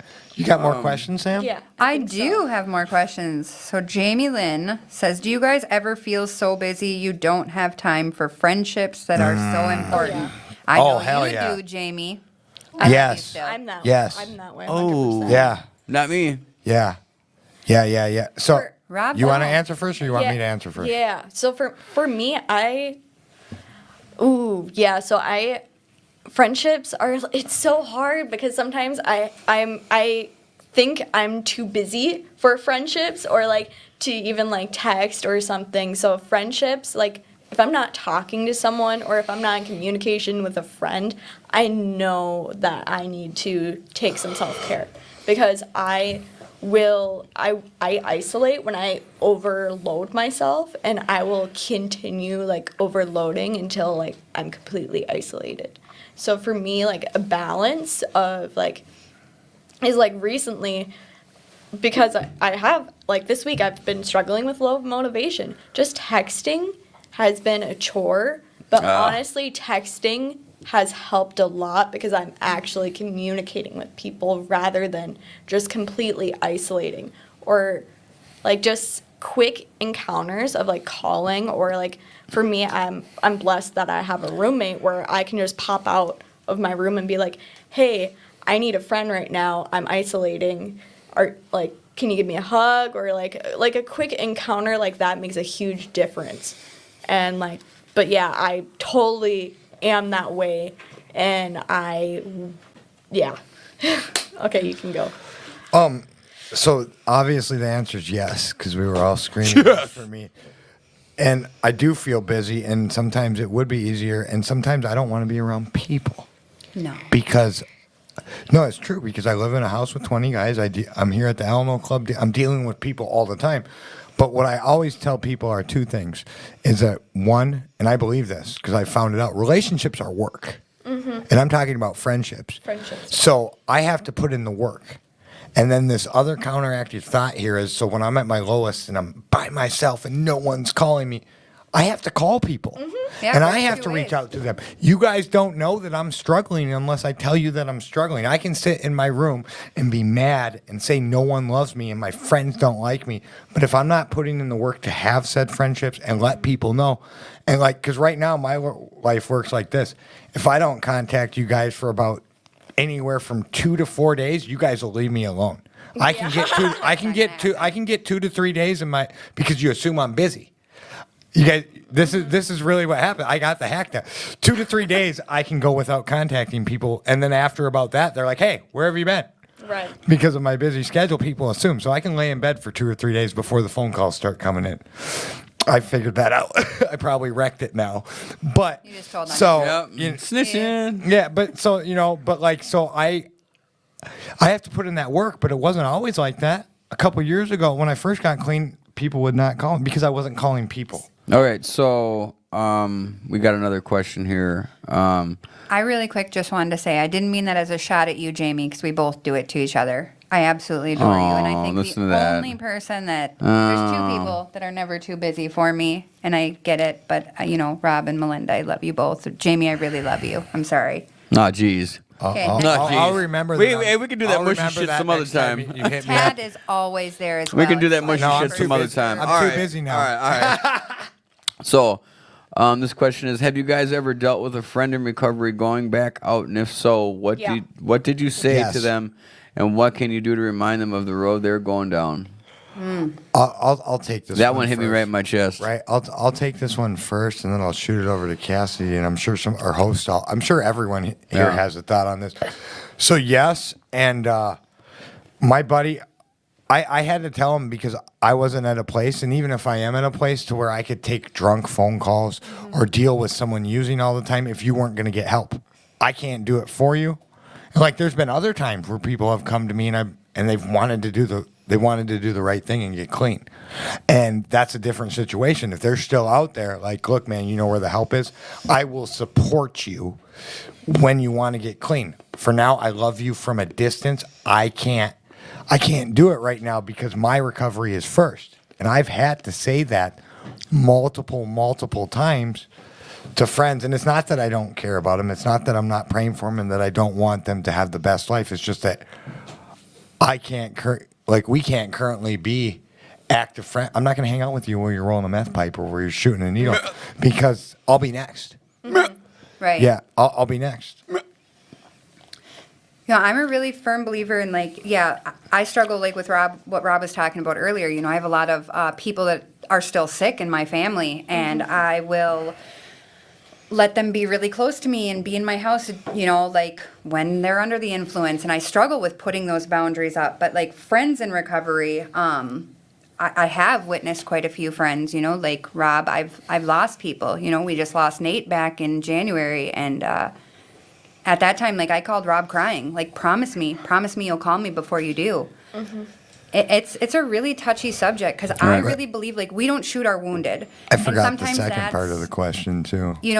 I really believe in pulling someone back in, whether they are in active use. Right. Rob, I've seen Rob, take someone to detox, give him the shirt out of his car and take him to detox when everybody else was trash talking them. And I really believe if you are there for the addict, you can't be there in the midst of their addiction. But if you continue to remind them that someone loves them and someone is there, that's so powerful. And you never know just those little things, how much that could really save their lives, The second, what you're talking about, that second part of the question, what can you do to remind? What I said about them, I just can't. I send them text or I'll leave them a message, not all the time because I'm not willing to have a 2-hour messed up conversation with you because it's fruitless. But I will send you a text saying that I love you, I miss you, and when you're ready to come back, you have support here. And here I'm talking about in the fellowships. And I think that's one of the hardest things is that when they don't make it back. You know what I mean? Heartbreaking. Especially when sucks. it's and they know what they're doing, man, when they go back out there more times than not, man. It's they know what they're doing and they know the road that they're going down, man. And it's you can sit there and you can tell them that you love them, man. And you can tell them how much they matter to you, man. And then, still in the end, man, it's not enough, And for some of them, man. And they go out and they die, man. And, and then there's this big hole that, needs to be filled. You know what I'm saying? I could probably fill the whole basement of this place of people I know since I've been clean that have went back out and they lost their lives, And I guarantee you most of them people didn't think, hey, I'm gonna go out and OD today. Right. Or hey, I'm gonna go run out and get froze to death in the friggin' woods. You know what I'm saying? It don't even matter the substance. It ain't just the opiates, man. It's all of it, man, and it's all deadly, man. And then that's what this disease is gonna do to you. It's gonna kill you, and it wants to kill you, and it's gonna talk to you in your own motherfucking voice until you decide to kill you. Right. You know what I mean? Cassie's saying, me and her just had a conversation about a friend that's doing this right now, and I've reached out to the friend. I try sending her texts, and she's not responding back to me, and it's unfortunate. We're all worried about her, and I don't know. But we even talked about what can we do more last night for half an hour. We were talking about it. What more can we do? Should we set up an intervention? Is that even going to work? Man, hey, you know something? I really wanted an intervention. So did Okay, I. I did. They kept threatening me interventions, my No, family, and they hey, never did one. Nobody ever even wanted to go near it with me, man. They didn't. I didn't even get threatened with an intervention, man. Like We'll call the show if you go back out. No, man, I legitimately wanted a motherfucking So intervention. did I. Man. I watched secretly that did, show too. like I wish somebody cared secretly about did. me that much. Right, You know I what I'm secretly saying? did. You're not. I don't think you're alone. I've heard other Right, people man. saying that they've wanted that. I want to be in a documentary about addiction. You know what I'm saying? Like, just doing off the wall shit. Yeah. But Oh my I also think it's important that you get on, like, you're honest with yourself on how much can you take on. So Right. for me, in the beginning of my recovery, I wanted to save my best friend at the time had went out and relapsed, and he was using, and I wanted to save him, and I wanted to bring him back into the rooms, and I had a really hard realization that, hey, you're going to destroy yourself in the process. 9 times out of 10, you're going to end up using before you get them Right. back into the rooms. And- And for and, me, And I'll say if I ever do a 12-step call like you're describing there, or get in that situation, I don't go alone because I yeah. can't. Yeah. And like for me, just you have to be very honest with yourself, with your with your emotions and your boundaries that you need to set. Because for me, like I had a sponsor relapse, and it was very painful, like seeing that happen. But also navigating a friendship has been very hard, and part of it is like me. I need to be honest. I need to be honest with myself on how much I can take on. And it's hard seeing someone, like part of it is you have to be careful and create a safe distance because it's painful. It's painful seeing someone continue to use because they need to make that decision for themselves to get back. And I've been there. Like with my relationship, people could tell me all the things in the world and I wasn't going to leave. I had to come to a realization on my own. And I needed people around. I needed to know that people would be there when I made it back. And that's the biggest thing is just letting them know that you're going to be there for support no matter what Right. it is. But also taking care of yourself. So I have a question that actually ties into that. So April commented she couldn't post on there, so she sent me a message, and she's currently struggling right now. And she told me I could say that. She says, "Why do other addicts in recovery put down or trash talk about ones that have relapsed or struggle? It makes the ones that are struggling or have relapsed not want to come back to the room or reach out when they are struggling." Before Right. we open this up, can you just say do you remember what you said to me in the parking lot? We kind of talked about this. The key thing I said is we don't shoot our wounded. We just don't, like it's a big touchy subject. And this for me. guy, Rob, over here, he's really big on if people, you know what, if anyone's ever trash talking anyone who's been out there using, Rob is a guy who's like, man, let's get him back. Stop that. Like, I don't know how to describe it other than he'll take some bullets for you to prevent you from getting shot because he wants you back in the room instead of you dying. Right. And it goes back to, And like not everybody in these meetings is working a real recovery program. Yeah. Not everybody that's Right, sober exactly. is working an You know actual what I'm saying? program. Like, we're all sick. Well, and the deal is, it's like, man, how are you gonna say anything about something that you actively participated in for 20 years too? Who the fuck are you Yeah. to say anything? You know what I'm saying? Exactly. It's like, man, like when I get that, like the only time I might have something to say. Because it is scary like- to come back. and Yeah, like, exactly. why- I think that like, I don't because number underst- one. Oh. I've had addicts, they go out and then they come back and like, hey man, can I borrow some money? And it's like, I'm not. No, thanks. I won't borrow my money. No, that I won't do. But where it comes to, dude, if you're hungry, dude, I'll get you something to eat. Sometimes I might let you stay at my house, man. Depending on how bad off you are, or whatever the case is, man. But like, dude, if you come to a motherfucking meeting and you're using, that's exactly where you need to be. Yeah. You know what I'm Absolutely. saying? And if you ask somebody for help, and here's the thing that really gets me is, man, when you see somebody, you know, and like, yeah, they went back out there, like for instance, one of our friends, you know what I mean, and they lost 100 pounds.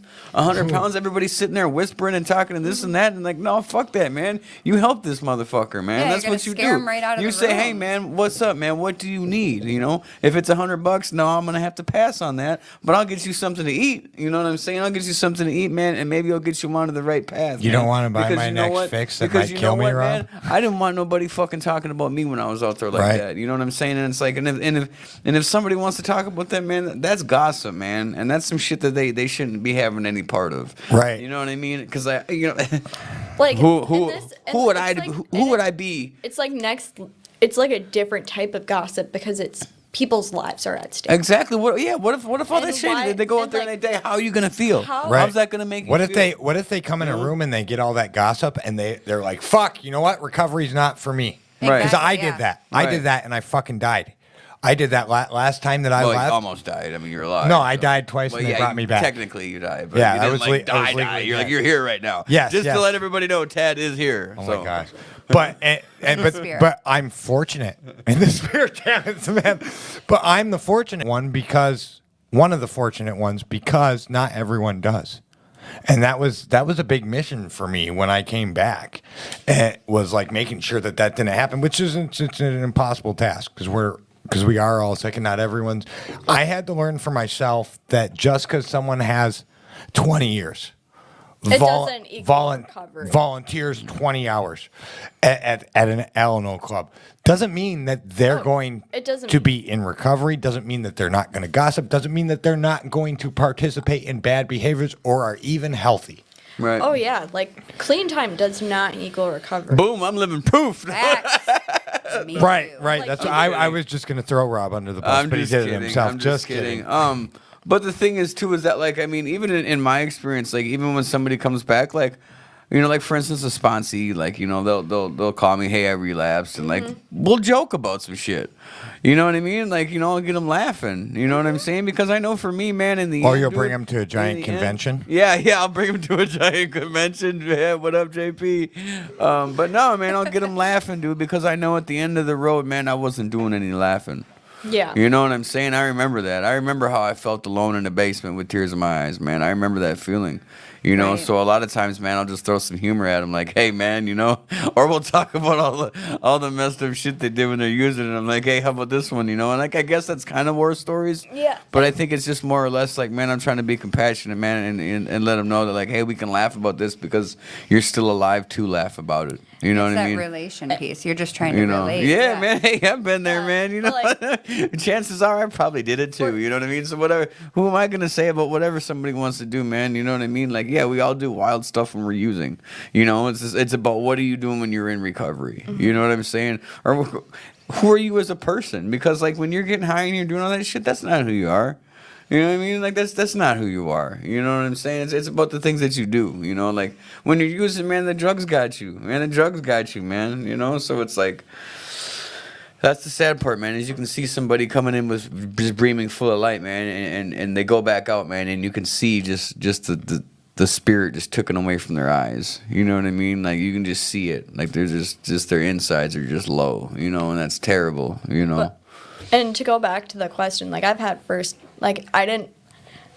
did some reflecting on it, and I've had firsthand experience with that. Like I moved to the cities to be in a sober dorm and to be in this sober community, and honestly, everyone talks when you're leaving, when you have to move out, because I was living there for probably maybe 24, 48 hours before the UA came back. Everyone knew. Everyone was talking about me. Everyone saw my face and saw that I was like grabbing I only had like an hour to grab some things and leave. Like it's painful. It's hard, especially I'm sure the same thing happens in sober houses. When you relapse and you have to leave, it's painful. Like sometimes they may not be talking bad, but you're already in such a place of shame. Right. For me, I was so sensitive to. Right. Hypersensitive. We come in that way. Yeah. You know, I really quick just want to say, like, I think it's super brave of April to hop on here and admit, you know, like, she messed up and she stumbled. And That's I would hella also, brave. I would also say, like, if you have people around you that are shaming you or making you feel bad about your relapse, They're not your those friends. are not your friends. Those They're are not not the your people friends. you want to surround yourself around. Because I know I have a group of people around me that if I were to ever slip and fall, the last thing they would say is like, you're a piece of shit. You know, Yeah. like none of Right. that stuff would come out of their mouths. It would be picking me back up and helping me pick up those Right. pieces. And like for even for me when I relapsed, I had to stop talking to my family for 30 days. Because That's it. well, okay, but I slowly started talking to them Yeah, again. yeah. But I had to stop completely and like turn my phone off because Yeah. I it's say not that. it's not healthy for me. They're at a place that they can't offer me the same support that someone in the program can. Remove it. And they can't Remove do it, it in a anything healthy way, negative about the especially show when goes. they're like when I have a parent that's using, like it just makes it a lot harder. There's a lot of shame that goes with it.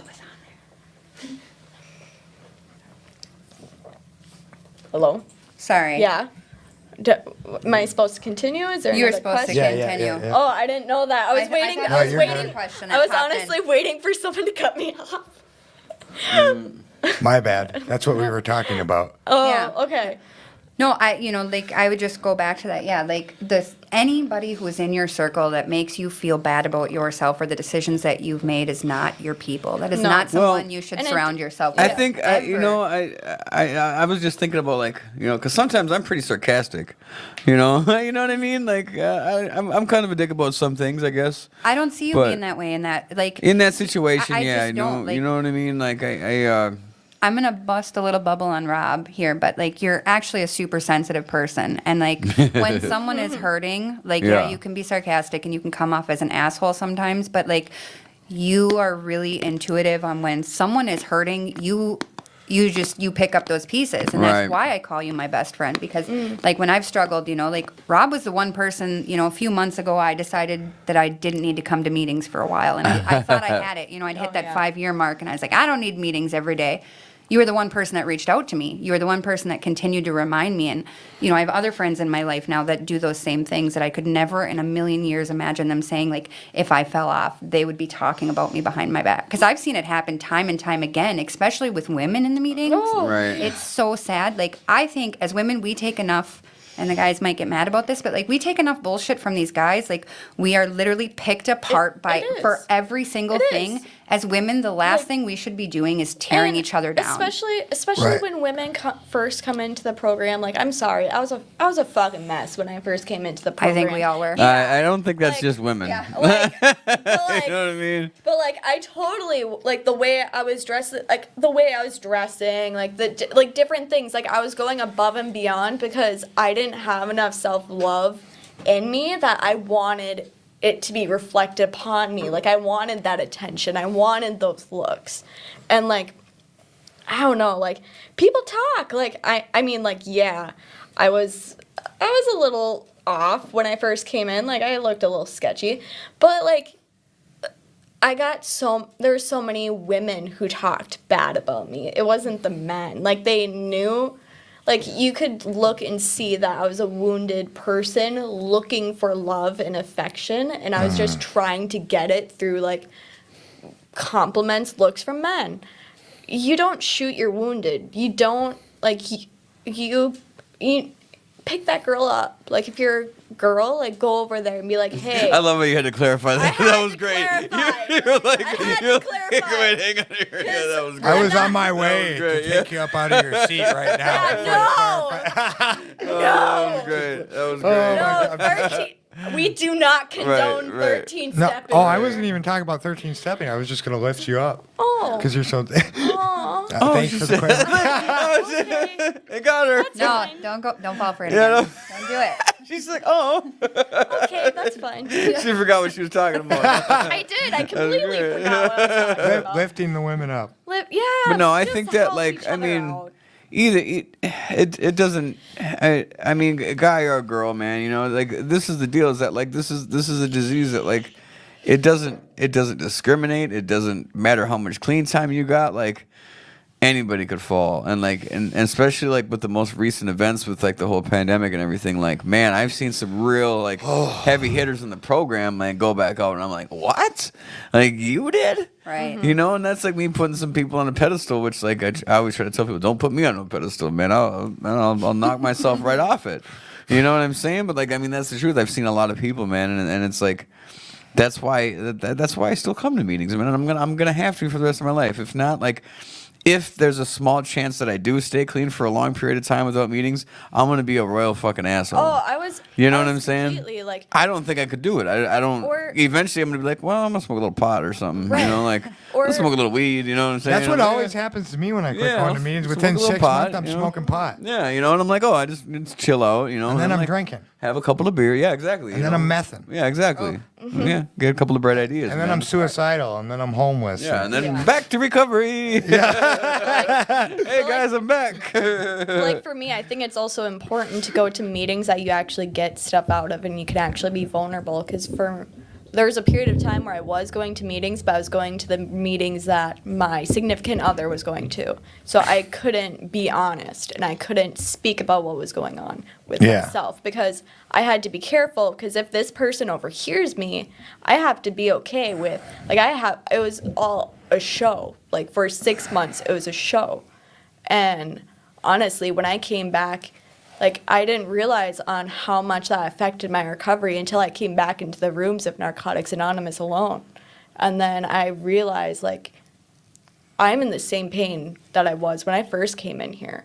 It felt like I was in the beginning of my recovery because even though I was going to meetings, it was basically the same as like not going to meetings for 6 months. Right. I guess sorry to cut you. There's one more question, and then somebody wants to talk about honesty. And we've got like 25 minutes left. So. I Yeah, I've think seen my that. phone stopped. What did it loading say? I've seen that. The questions. question is, how do you? Where was it? Did it just. How do you regain the pink cloud? Oh yeah. Oh, yeah, from James. How do you regain the How pink can cloud? I regain that pink cloud? Do you got an I don't answer? think you can. I think just making it so with the pink cloud for me, it's that going from 0 to 100, and then once the pink cloud fizzles out, like I'm getting leveled out. It's the you need to. For me, I need to continue with that same consistency and be okay with the fact that yeah, things aren't going to be as exciting once the pink cloud is over, but things are real again. Things are more genuine. Like when I went, that was the thing that discouraged me because when I first started SLA, like I was on a complete pink cloud. I was so excited. I was like, yes, I finally found the solution. I'm finally recovering. And then I got discouraged once the happy feelings started subsiding. And then the meetings started slipping. And then I didn't continue with that same consistency, and then I let it go. And it's really just, even after the pink cloud is gone, it's just continuing and trying to continue with the motivation to keep going and to keep being consistent and to keep showing up at the same meetings and the same, like, I know with the pink cloud, my motivation is like sky high. Like I'm super excited about my recovery, and then it's like when things get real, then I'm discouraged. It's the continuing to go once things get real. That's where your recovery is going to grow. And it doesn't matter if your pink cloud is gone. I think you're at a real place in recovery. Anyone want to continue? So, for me, Take it away, Tad. Filler. if anyone doesn't know, I just want to explain what the pink cloud is. Rob, the pink, Absolutely not. the pink cloud is that warm, fuzzy feeling when you first get clean, all the happy things. So the simple dickhead answer would be you relapse and then get back in recovery. But that's probably gee. Whoa, that's not whoa, that. whoa, But no, that's whoa. how you get Filler, a pink filler, cloud. No, filler. hear me out. So that's how you get a pink cloud. But what I am trying is not to get a pink cloud because the pink cloud. Because there's an old saying, you can never go home again. Because that's what I would chase when I'd be back out there. I would try to go back to the same treatment center. I think I was going to do Hell the yeah. same thing, and it was never the same. And my clean time substantially would get less and less each time. Like if I had a year, the Son of first a time I bitch. went out to more Son and of get a it clean, the next time it would be 7, then it would be 3. And all of a sudden I had burned all those bridges in the new places I had done. So it's for me this time it wasn't about getting that pink cloud back because I had it and it fizzled out right around 6 months. It was about building a life that I didn't need to have a pink cloud. It was about getting a life to where that, look, if I go through a depressing state or I go through, and we talked about this a little bit, that my friends pick me up, that my program travels with me, that all these things work in unison. It's not just one thing, but I started building a life. And like I said, relationships are work. So I have to work at those. So because if I don't, my Ew. friends aren't going to know. I have to work at my program so that it can travel. I have to have hobbies and healthy self-care. Everything that we've talked about today Puppies. plays in this. And if you have all those things, then you're Boom. not going to need a pink cloud. And there are still Boom. days where I feel like shit. Like And like I was starting to feel like a certain way, and that maybe it was because of my anniversary coming up. I don't know. That's a thing allegedly. And It is. PMS. And I was pre-anniversary syndrome or what? Most definitely. And then yesterday I seen all my friends came through and like I was like, I am loved. I am enough. And my sponsor made sure to point that shit out while he was giving me my coin. Like, Yes. look at this. And it was ridiculous. It was almost no, it wasn't almost. It was overwhelming. But it was great. Yeah, I would say about that pink cloud though, like in a sense, yeah, you can't get that pink cloud back, but like you find other things that will put you on a pink cloud. And they fill you. You find new things in life. Like for me, My life Right. is fulfilling. And now. it's part Yeah, it's part of the you know. growing process of fulfilling. recovery. getting you know, in it's like fellowship and like making those new friends and doing certain things, like you can That- build new pink clouds. You're never gonna have that pink cloud of. That's getting why I like to clean. try new things, even if Yeah. they make me uncomfortable. Because if I like them, I get that feeling. Yeah. So somebody wanted to talk about honesty, you said? Honesty? You mentioned you wanted to talk about honesty and recovery. Ew. Why would we want to do that? Honestly, Filler. I don't want to talk about no. Let's see. Well, what kind of honesty are we talking about? You know, like Rigorous, Honest- honesty. Is that If we can get him to elaborate before the yeah, end let's of the show. elaborate. I don't understand. For us. Yeah, elaborate that, Eric. Honesty about Should I what? call, Honesty should I with call him yourself. and put him on speakerphone? No, we probably should not. I mean, I- honesty with ourselves, honesty with others, honesty. I don't. think honesty with ourselves is huge. Right. It's a Yeah. thing, but That's also the too, hardest one. I think being honest in meetings too, because that Right. like that was the thing is for you need somewhere where you can be honest, where you can be Right. open, and where you can be raw. Right. You should be, yeah. And for such a long time, like I kind of cut that out of my life, and I was living in one way. Fake as fuck. No. Yeah, well, yeah. I was Yeah. living a lie. I was living a lie. I was not being honest. I was not being honest with myself, with my recovery. I was in denial about so many things. Like just part of it, I think the first step is just being honest with yourself and taking Right. space to really reflect, because that was something that I did not do. Right. And when you believe your own bullshit, everyone else is gonna believe it. Well, not maybe everybody, but- maybe not. But like you need to show up honest with yourself so then you can show up honest with others. Right. If that makes any sense. Right. And like I Go. think when we're being dishonest too, like a lot of the time, not all the time, but a lot of the time, the only person we're fooling is ourselves, and we're only hurting yeah. ourselves. So when I start believing my delusions, then I start having like this dishonesty train runs like all of a sudden, and people can tell when you're genuine, and it's just we know because we've all been there. That's all we know. We know because we're all liars, cheats, and thieves. You ain't bullshitting a bullshitter, homie. Right, and that's what know that's what what I'm I say saying? to guys. Know what you mean, at the huh? house What? when they try, like I'm a house manager at a sober house for the time being. Eventually, I'll be done with that. But when they try and lie to me, and they're like, I'm like, dude, like, come on, man. I'm a drug addict who used drugs my whole life, lied, cheated, and stealed. You don't have to lie to me. Like, there's a solution. And Yeah, sometimes lie to that guy. No, I'm just kidding. Right, yeah. Lie to him, not me. Go over and lie to the guy in the North Star shirt. He'll believe your shit. But What? I missed that one. I was talking about how when I tell other addicts at the sober house, I tell them to lie to you and that. Don't you lie to me. Lie to him. Lie to him. We were just joking. I mean, in honesty, like once you start telling the truth, I found out people didn't judge me as much as I thought. Sure, there's a few pricks. There always is. There always is. Big but time. mostly people were like, "Oh my gosh, me too." Yeah. Oh, and all of a sudden, and Right. and here's another thing I tell sponsees and guys at the sober house too. Just because we're being honest doesn't mean that I go into a job interview and I'm like, "Hey, my name is Tad. I'm a fucking felon. Yeah. I used to shoot meth in my dick hole." in my dick hole, and I like to beat bitches." That's not what I tell people. You don't do that. Don't like. I used to when I was my last Filler. recovery up in Fergus Falls. I would tell everyone I was a drug addict, and I was proud of it. And I lost opportunities because of it. And now it's like, so I don't hide the fact because I'm not ashamed. I live a pretty public life for a guy, so it's not that hard to find out that I'm an addict. But it's also not the thing I lead with. But it comes up. I But do like, sometimes.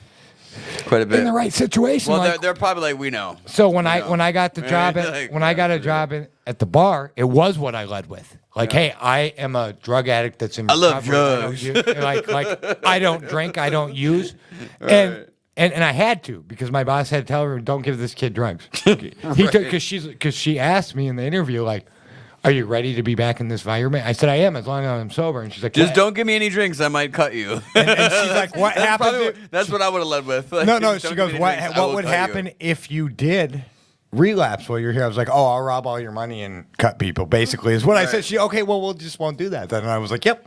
Yeah, we'll just go ahead and skip that. Yeah. I would, about now, in a couple minutes. Wait, what? Yeah, he wanted to know when we wanted to start wrapping the show up. In about 5 or 10, 5 Wrap minutes. it up. Let these guys, let the hosts do their jobs. Oh, attitude for filler. gratitude. Yeah. Filler. Talk about the Filler. club. Do your promo and stuff. Do another promo? Yep, at the end. Oh, okay. Well, we're back to talking about, 2218, where we're able to do this lovely podcast. It is the world's oldest Alano. I don't know if I mentioned Continuous that before or running. not. Continuous running Alano. Oldest. It's kind of like Rob. Yeah, there is there is a website if you want to go and donate. This building does save a lot of people, so help keep us open, help keep us having events running. So again, I think there'll be some links posted. The Ride for Recovery, June 26th. The link to donate will also be posted again. Yes. And then again, I want to mention Pit Squad Rescue. Yes. Save some puppies. Puppies. Become a fur mom or dad. Do the best thing of your life other than recovery. I mean, my dogs Yeah. are the They're best doing some for- rap battle thing in July, too. Oh, Yeah, there is they some are. thug I think shit going on around Miss here. Gracie. Miss Gracie's going to come in. Miss Gracie and Vic, the Some janitor, clothes. are going to cook. Oh, Miss Gracie's not rapping. They're 'Cause not rapping, She they're told me cooking. she was going to rap. And she was going to rap battle you. Oh shit! The you list were of gonna- challengers Oh. keeps come up. I love Yeah, it. Miss Gracie said she was going to How's she- wrap circles around you. I think that's how she wanted Well, that's probably why she's going to come in to cook, because I'll be too full to rap. Oh, okay.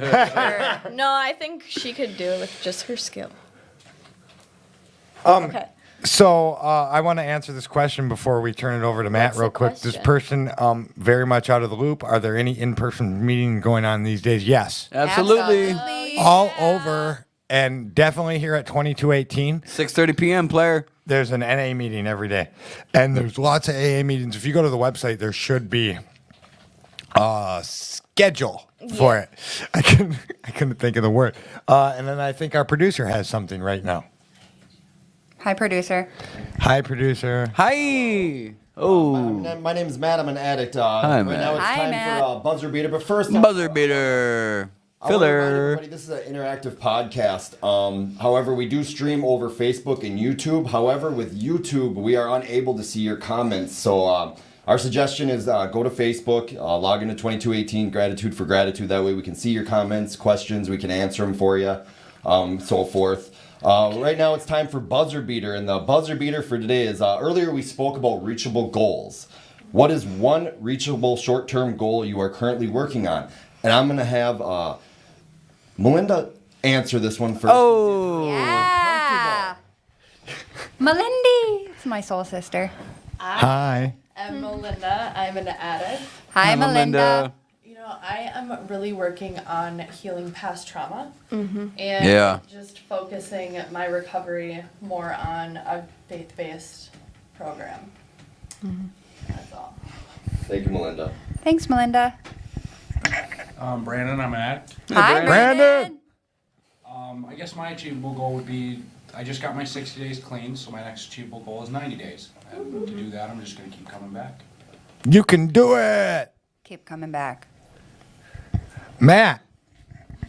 My name's Matt. I'm an addict. Reachable goal is right now is just to slow down my recovery. I need to take a step back and just focus on that. I got away from it, so that is the goal I'm working on right now. Do I need to hold this thing? No, they have mics. Oh, I have a mic. I have this big thing in front of me.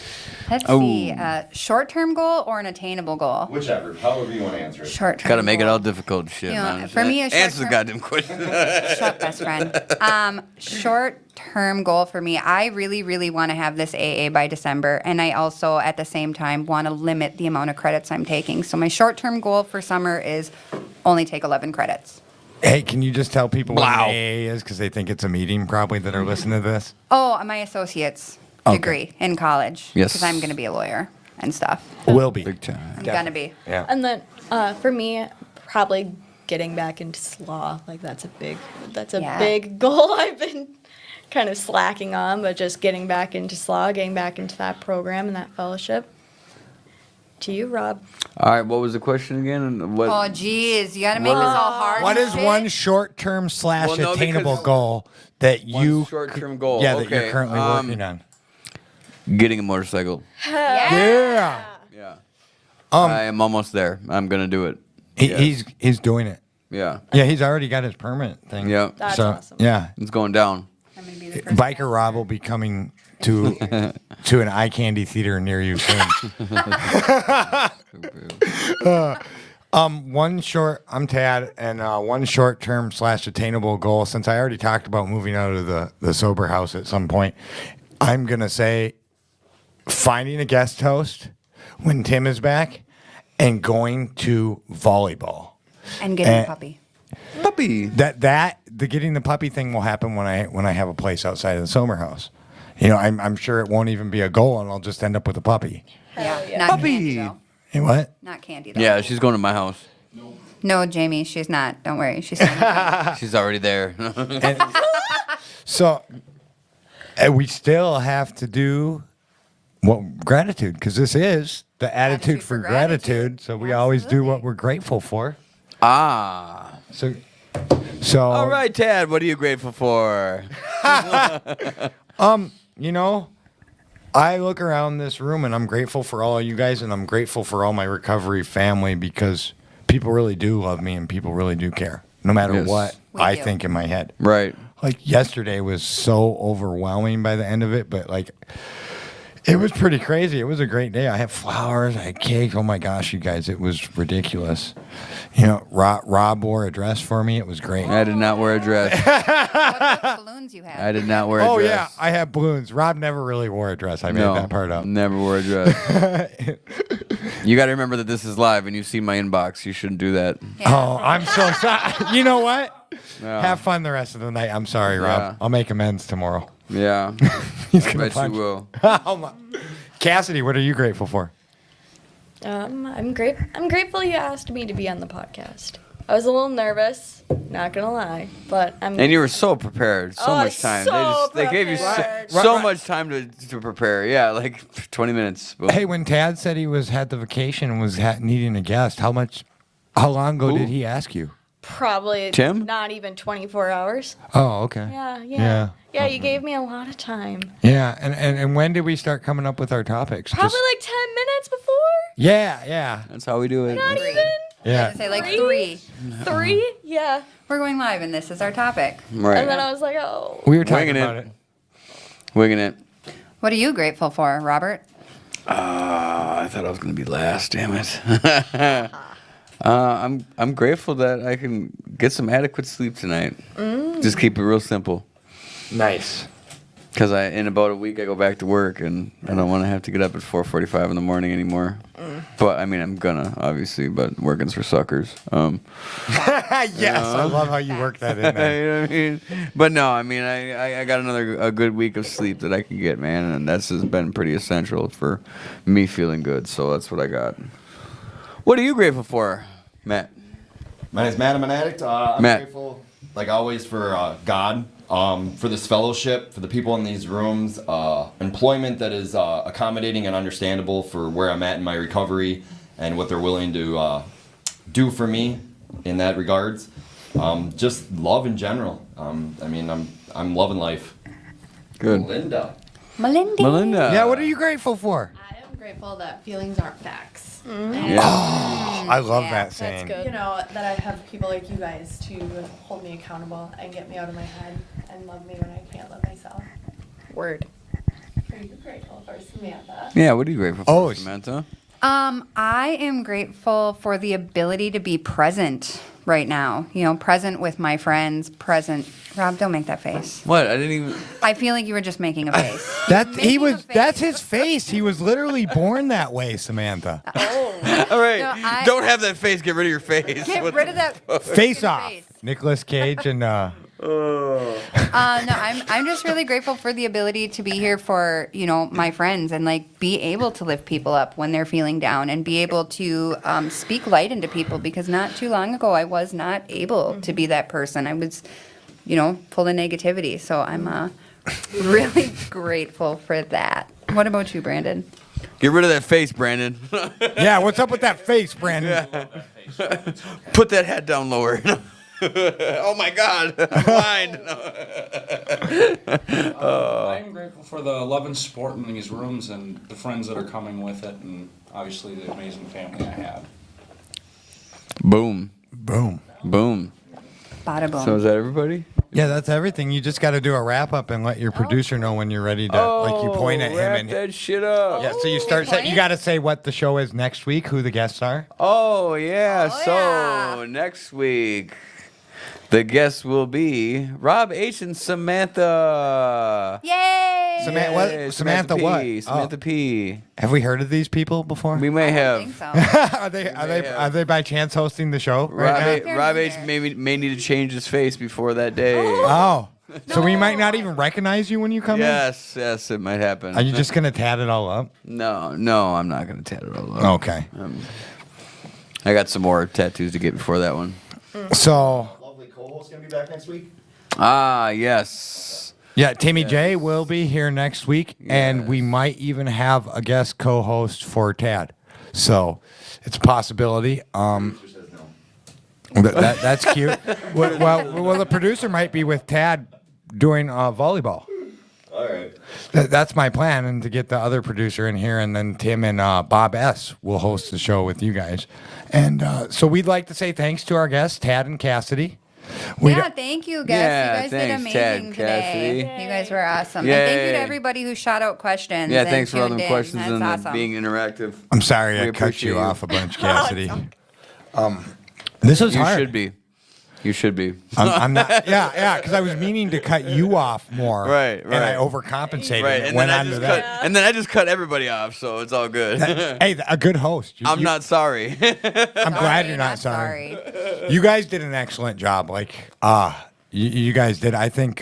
No, I'm not going to joke about Sam taking Tim's job because Tim will be back, and I would not. I would. You know what? I couldn't dream of better friends and better hosts. I wish I could have like 8 of us, but then we'd all be yelling at each other, and it'd be a jumbled mess. I I'd do not be want so Tim's bad. job. No, right? You did. Like, I'm just impressed. We should probably get you your own show. Yeah. Yeah, because I definitely don't have enough on my plate right now. No, yeah, we should get you an Absolutely 8-hour a day show. And that's never been done, but I think you would be the person to do it. Oh, yeah. We can film the dogs. I mean, if it's. Oh, you can have the dogs be guests. We'll just teach them to bark. Oh, Serenity will bark. she'll Serenity bark. will make some Yeah. noise. Pop will call in to be on the show, and then she'll bark. That's Rob, by the way. She'll cry. All right, everybody, we want to thank you for tuning in. Bye-bye. And we just want to say that we love you. You are Filler. enough. Same channel next week, same time. And have a great weekend. Bye.